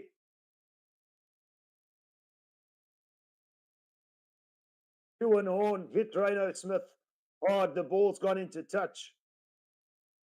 So scramble defense from the Lions gives PJ Botha the opportunity with the set piece line out now.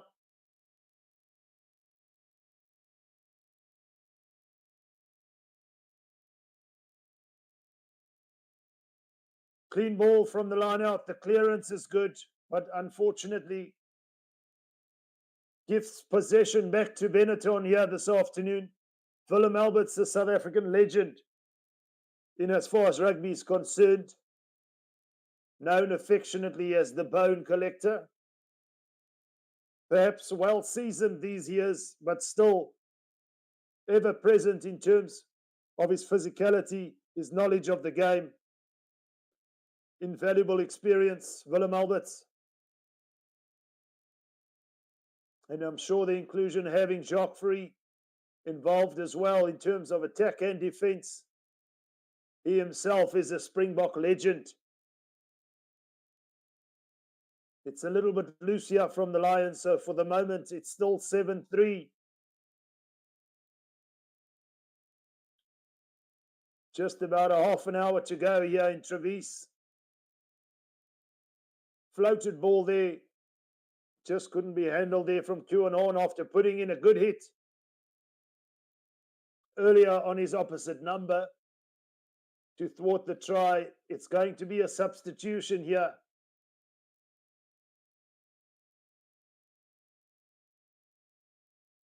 Lamaro is coming onto the field. Michelle Lamaro for Benetton.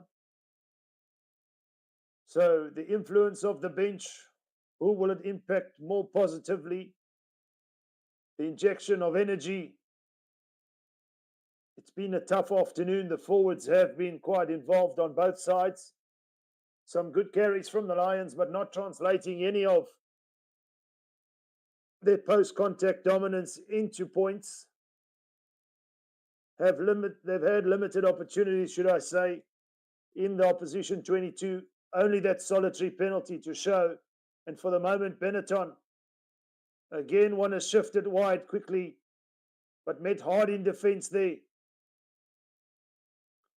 Padavani on this right wing here, tucked on this left-hand touchline, playing towards centre field again on the Lions' 10-metre mark.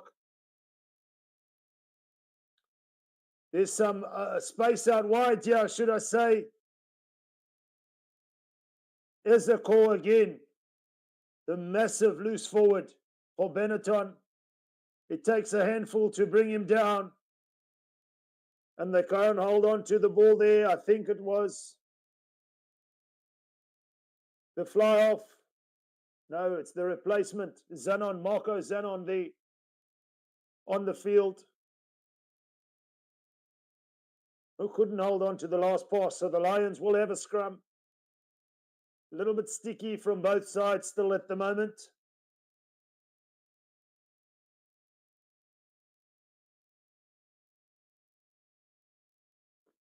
Time off in the meantime. Only the one try for Benetton, of course. And the Lions in response with that one penalty. 7-3 it remains here. The home side lead. As we mentioned, a victory away for the Lions would be exceptional, considering every week, if you can grab points, especially away from home, worth its weight in gold, no doubt.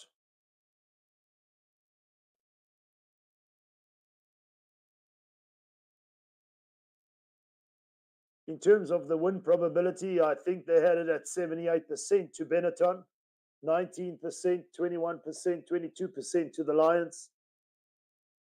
I'm not sure if I totally agree. I think the Lions have more in them. But it is a home game, so I would have gone perhaps 55-45 to Benetton, only on the basis of their home ground advantage. The Lions have showed signs of resurgence, and Nohamba will feed the scrum here from that knock-on of Benetton. Still inside their own half, the Lions. They can't keep putting the ball up, but the scrum is solid. It's clean ball. They shift it wide now, and they look to clear with the boot.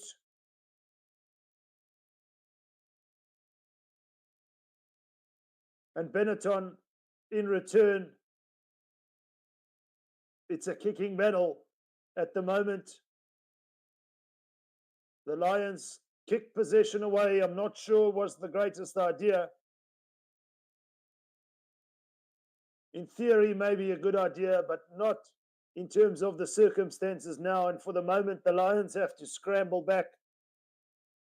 All this kicking creates a 50-50 scenario.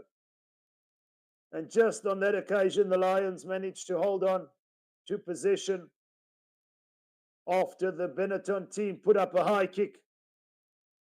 But the Lions even further back than when they started with that scrum. So no net gain here for the Lions. It's just eating up time for the moment. Nohamba now puts it high. And this time around, the referee judges obstruction there from Benetton. So from that Sanela Nohamba kick, they will have a penalty.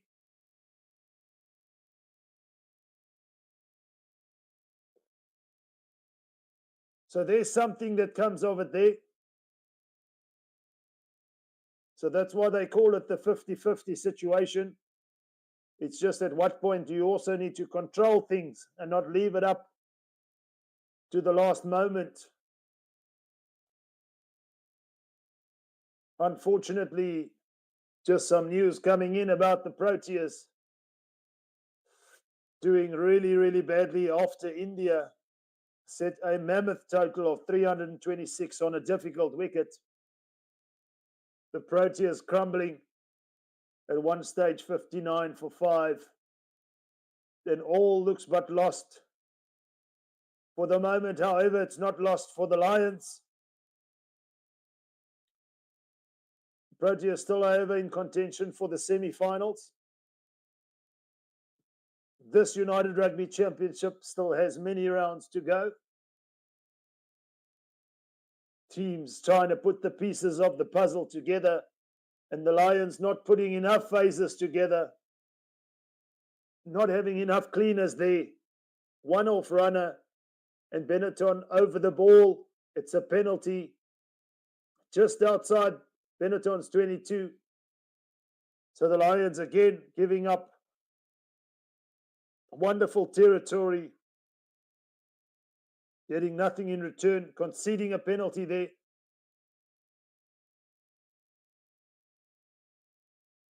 I think it was Virat Kohli's birthday today, so shout out to Virat Kohli, captain of India, scored 100 as well. So good day for him, not a good day for South African cricket, but some wonderful scenes at Eden Gardens in this clash at the Cricket World Cup, India and South Africa. Virat Kohli with the 100 on his birthday, special. For the moment, Benetton, however, keep possession. Do the Lions have something special?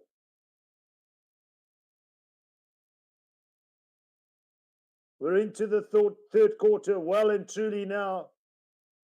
And the Lions eager over the ball, but Benetton not allowing the Lions to get a sniff of the ball. And it's going to be a penalty and kick to touch. Jacob Umanga for Benetton, who's on the field, entrusted with the kicking duties.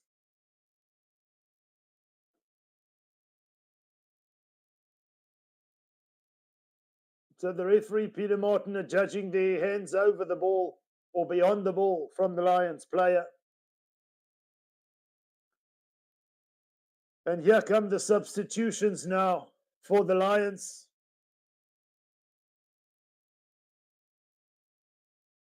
Asanati Tabakanye coming on the field, as well as Corne Fourie,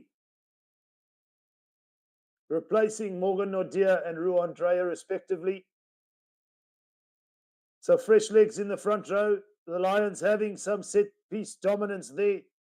But for the moment, Benetton dominating with possession in the right areas of the field. Here come Benetton now. Lamaro takes it up. And the Lions again conceding another penalty. Fasaki over the ball, but not legally so, says the referee. And potentially an easy 3 points here for Benetton this afternoon. They can take it one score clear to draw this game level. 7-3 at the moment. It's Jacob Umanga.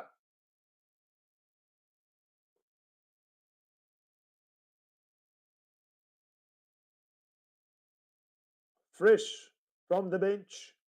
The replacement doesn't take much time, but puts it through the middle, and Benetton stretch the lead to 7. It's 10 points to 3 here this afternoon in Treviso. 3 points from the replacement, Jacob Umanga.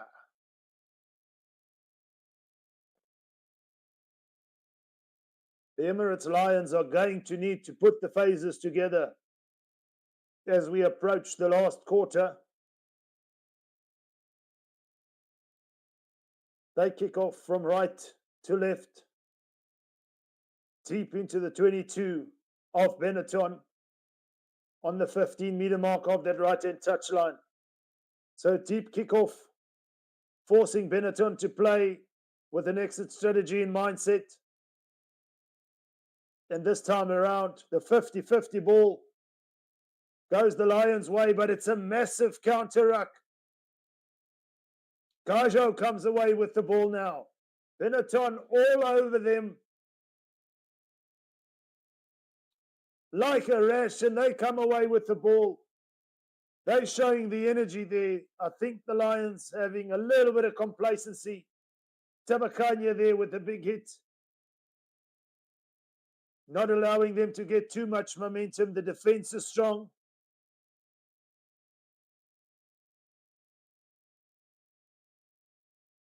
Benetton, though, all attention has been good for the moment.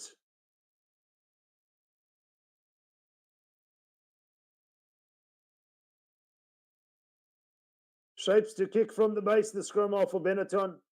And the Lions now, via Q and Horn, the exciting fullback.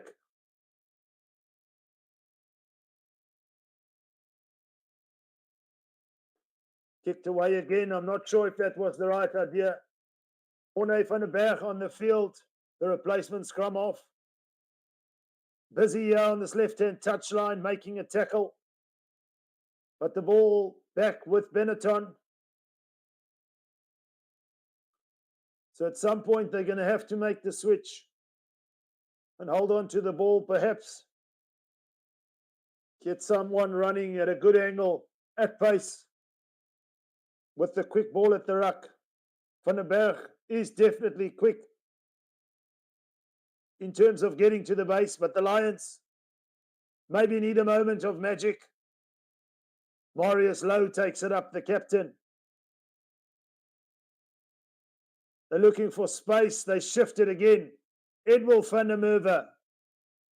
We know his feet can move, but he's had limited space here this afternoon. The Lions in possession, just inside their own half, on this 15-meter mark on the left-hand touchline. Van der Berg shapes to kick.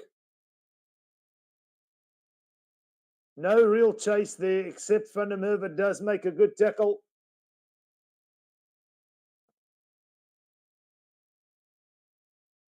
Benetton back in possession, however. So the Lions back to defending, but Benetton now want to put the 50-50 up. It's almost up to halfway. It's a loose ball. The referee says play on. They need to find some space here. The Lions in possession.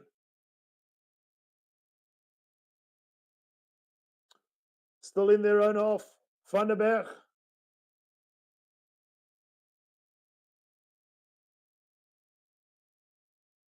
Nahamba playing a 10 here. The scrum off. Van der Berg again. Quick. He needs to be quick at that pace. The Lions need quick ball. It's come loose. Off the boot there, I think it was. Unlucky for the Lions. And Benetton have the rub of the green there. Back in possession. Would you believe it? The Lions still trail 3-10. We're into the last quarter here. Time off for the moment, folks.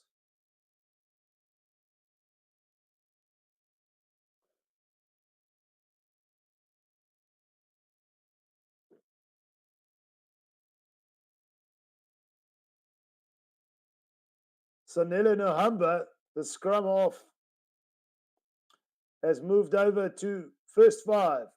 Fly off. First five is a New Zealand term, I guess. But very versatile, the Lions scrum off. Lots of skill, but the Lions need to rely on cohesion now. They need to keep their discipline in the efficiency of what they want to do. Stay focused with the job at hand. They have an opportunity now here. A real attacking opportunity, the Lions. Pisagi. It's a big maul. It's moving. Benetton, very, very good in defense there. But the Lions managed to recycle the ball here. We 8 meters out. Tabakanye Van der Berg. This is where we need to see the power game. There's the pick and go. We're 3 meters out now. Advantage, says the referee. Marius Lowe, the captain, coming back, hovering around there, changing lanes towards this right-hand side. And Tabakanya, the replacement, almost over the line. Surely now for the Lions. 1 meter out. It's coming to this left-hand side. Still advantage, says the referee. Van der Berg sees something here on this left-hand side. He just needs the ball. It's going to Nohamba. Sanele Nohamba. They're still 2 meters out, playing under advantage. It's a free hit for the Lions. It's an arm wrestle. They're inches away here, the Lions. The ball is recycled. Van der Berg. Yes, a try. Otsenkosi Tabakanye scores. The replacement for the Lions. Asanati, I beg your pardon. And Tabakanye came off to inject some energy. Primary function is obviously in the scrum, but his eye was for the try line there. And when a prop forward scores, you have to celebrate. Asanati in Kabakanye, you beauty.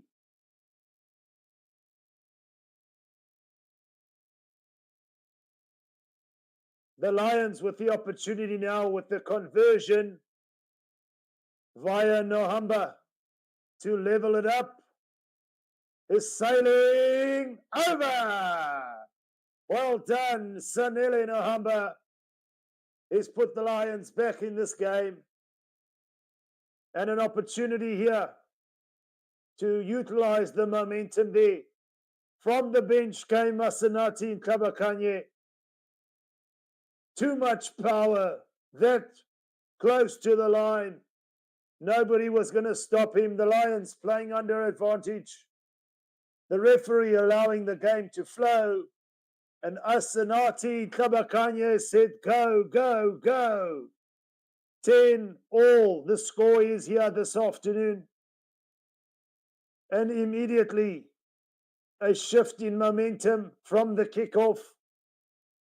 Jacob Umanga has put it too deep. It's scrum time to the Lions. Hold on, folks.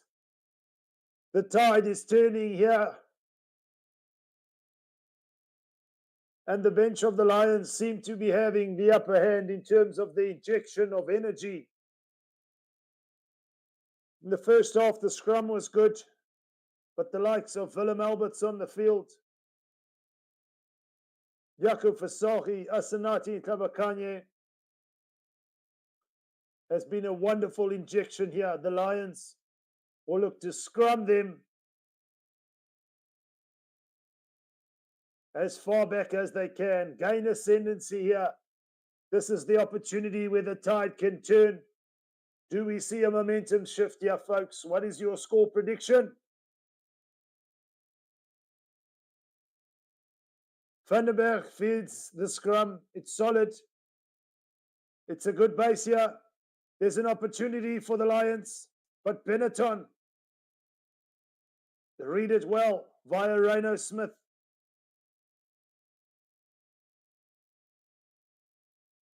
The kicking duel commences. Benetton back to the Lions. They have to play from deep. It's all about territory now. It looked like a solid scrum there from the Lions, but for the moment, it's all back and forth here at Trevice. The Lions get it. They kick it back. And here's the opportunity now for it to get a little bit tighter here. The Lions, unfortunately, 20 meters back from that scrum, or at least 10 meters, should I say, 12. from that centre field scrum, from the mistake, from the kick-off. And another hoof upfield into no man's land and into touch.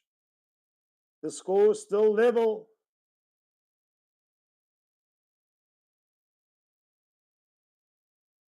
Ten all.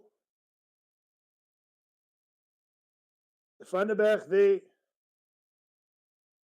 putting it up. Edel van der Merwe contesting, but the ball bouncing and bouncing into touch on halfway on this left-hand touch line, just inside Benetton's half.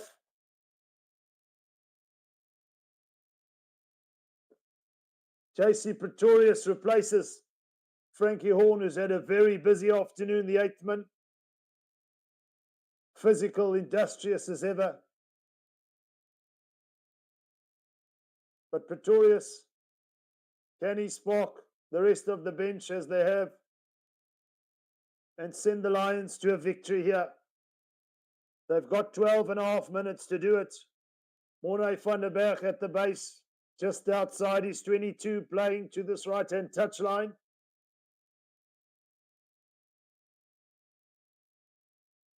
They want to get up to the right areas of the field. Will it be a penalty that separates them?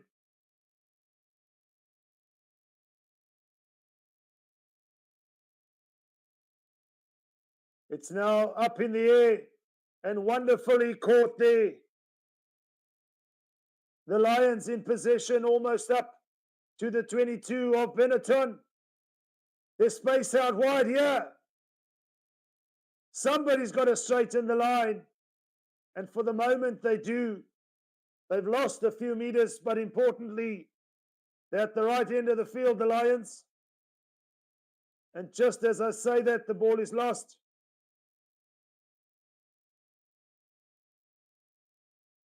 Hacked away by Benetton, under advantage. And the Lions must play from deep.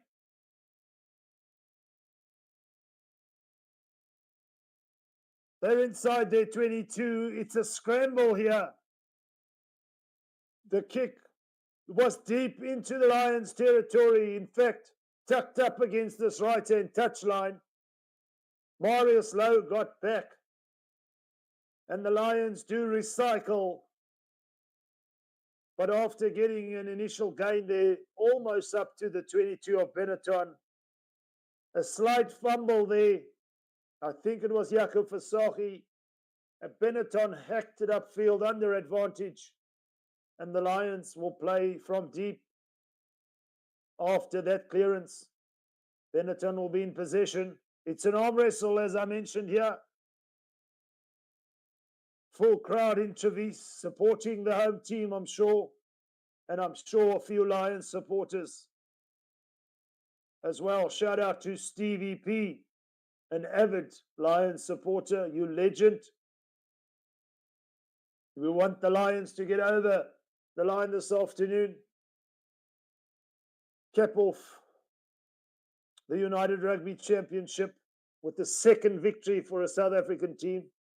Rather average performances, one must say.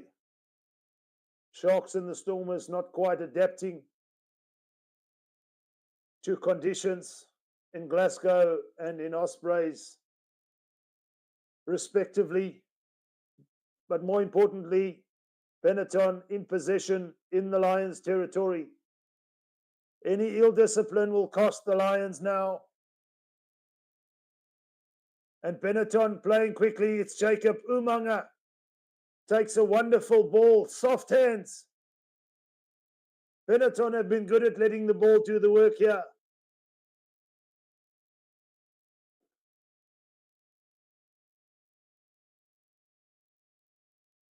The Lions resolute in defence, however. We're just about centre field. Into the 22 of the Lions now.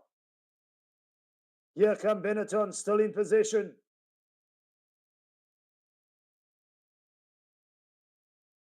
It's the replacement prop there.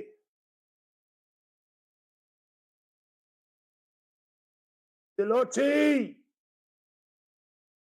The ball is kept alive And it's a try for Benetton. It's a killer blow at this stage of the game. And just for a moment there, you thought the Lions were able to thwart them in defense, hit them hard on a few occasions. But this time around, they manipulated the ball. No one out wide, and Benetton score. And they take the lead. Wonderful try there. Padovani finishing it off. The Italian, Eduardo Padovani. And Jacob Umanga with the opportunity now to put them 7 up. So just for a moment, it seemed the Lions losing a bit of concentration on defense. Benetton with the smarter play out wide, manipulating the ball, creating the space for Padovani to score. Umanga, easy as you like. Just can't get it over. Fading away to the right. So it's still 15-10.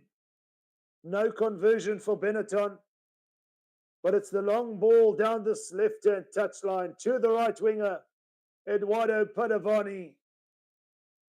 Crucially puts Benetton 1 score ahead here in Treviso. There's only 6 minutes to play.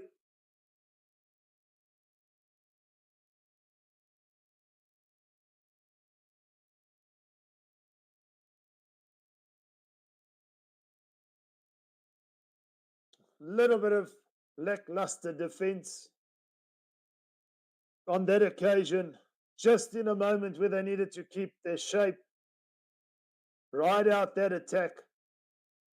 It's not all over yet. Nahamba with the lovely take. We're into Benetton's half now. But the Lions not able to secure the ball on the ground. So for all the scrum dominance around the park in terms of the breakdown, they have not had it their own way. Benetton clear inside the Lions half on this right-hand touchline now.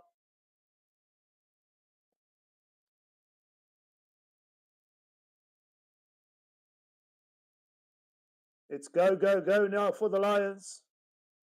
I'm not sure how much of that 50-50 ball we're going to be seeing. Keep possession. Fasohi finds his man. It's got to be now for the Lions.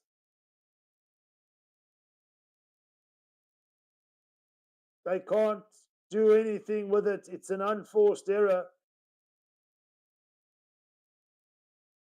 There seemed to be a lack of communication there. I don't think it was meant for Nahamba there, that switch ball. Chuka perhaps overrunning it, and the Lions making an unforced error on their own 10-meter mark. 5 minutes just about to play here. They've got to pull the trigger if they want to now, but they've got to get their hands on the ball.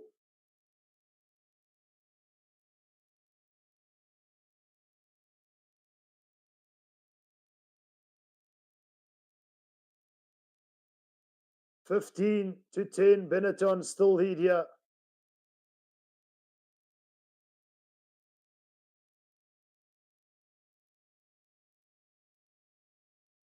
Pressure from the Lions in scrum time, but it's Umanga who comes away with it.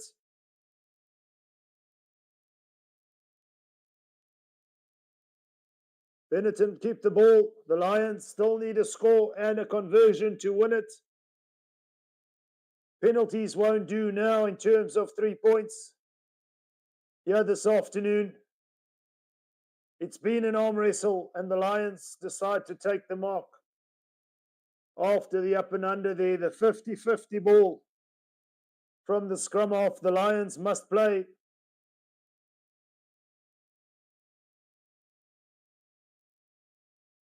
And not a wonderful net gain there for the Lions. So this young side have really put up a good showing this afternoon. but perhaps a little bit of inexperience. And also, I guess, the luck. Falling, the bounce of the ball, the rub of the green going the way of Benetton every now and again. That's nothing on the referee. He's had a sound game in terms of how he's blown it. The Lions have not been perhaps as intent at the breakdown as they are at scrum time. And for the moment, Benetton taking them on in the maul here. But all afternoon, it's been good defense from the Lions up to the point of the second try. Only that one try that they let through. So just at a crucial time, conceding that try, I think, for the Lions mentally now to get out and make that shift. It's going to take a combined effort. We can't have any dropped heads. But Benetton still in possession, centre field, inside Lions territory, on this 10-meter mark.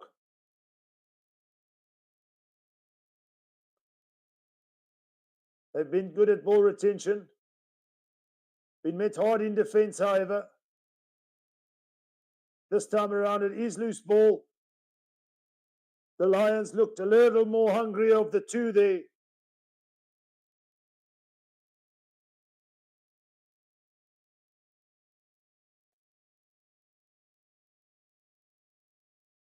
But they decide to kick it away again to Reno Smith, the fullback.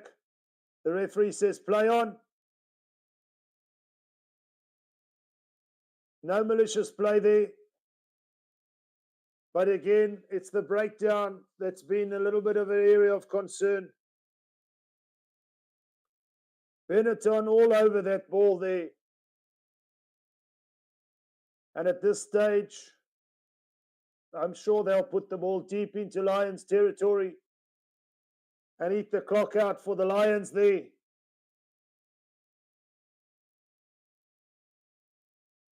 Just not on that occasion, perhaps the right decision to be kicking the ball. They need to hold on to it. Gifting Reno Smith the opportunity there. I can see he feels aggrieved. Carelessly run into there by Edward van der Merwe. The referee didn't see much of it. But a wonderful stadium here, wonderful crowd. Quite an intimate stadium for Benetton. For the Lions, they'd be desperate, should I say, to have kept on to that ball. I'm not sure kicking it away was the right decision, because now Benetton can run the clock down. And at the moment, it's on the 22, with Benetton still in possession. Knocked on, however, the Lions have one more opportunity.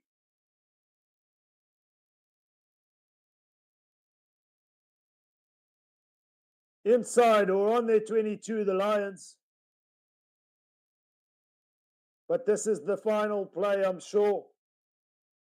We mentioned how many opportunities they would have in the right areas of the field, being the opposition.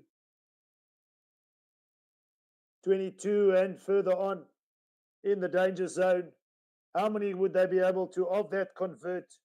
They haven't had too many. And unfortunately, the one final one they have is on their 22 centre field. So they've got to go just about 78 meters to score. The Lions, do they have the intent and the energy left to pursue that? Here they go. Kutsia fending off one.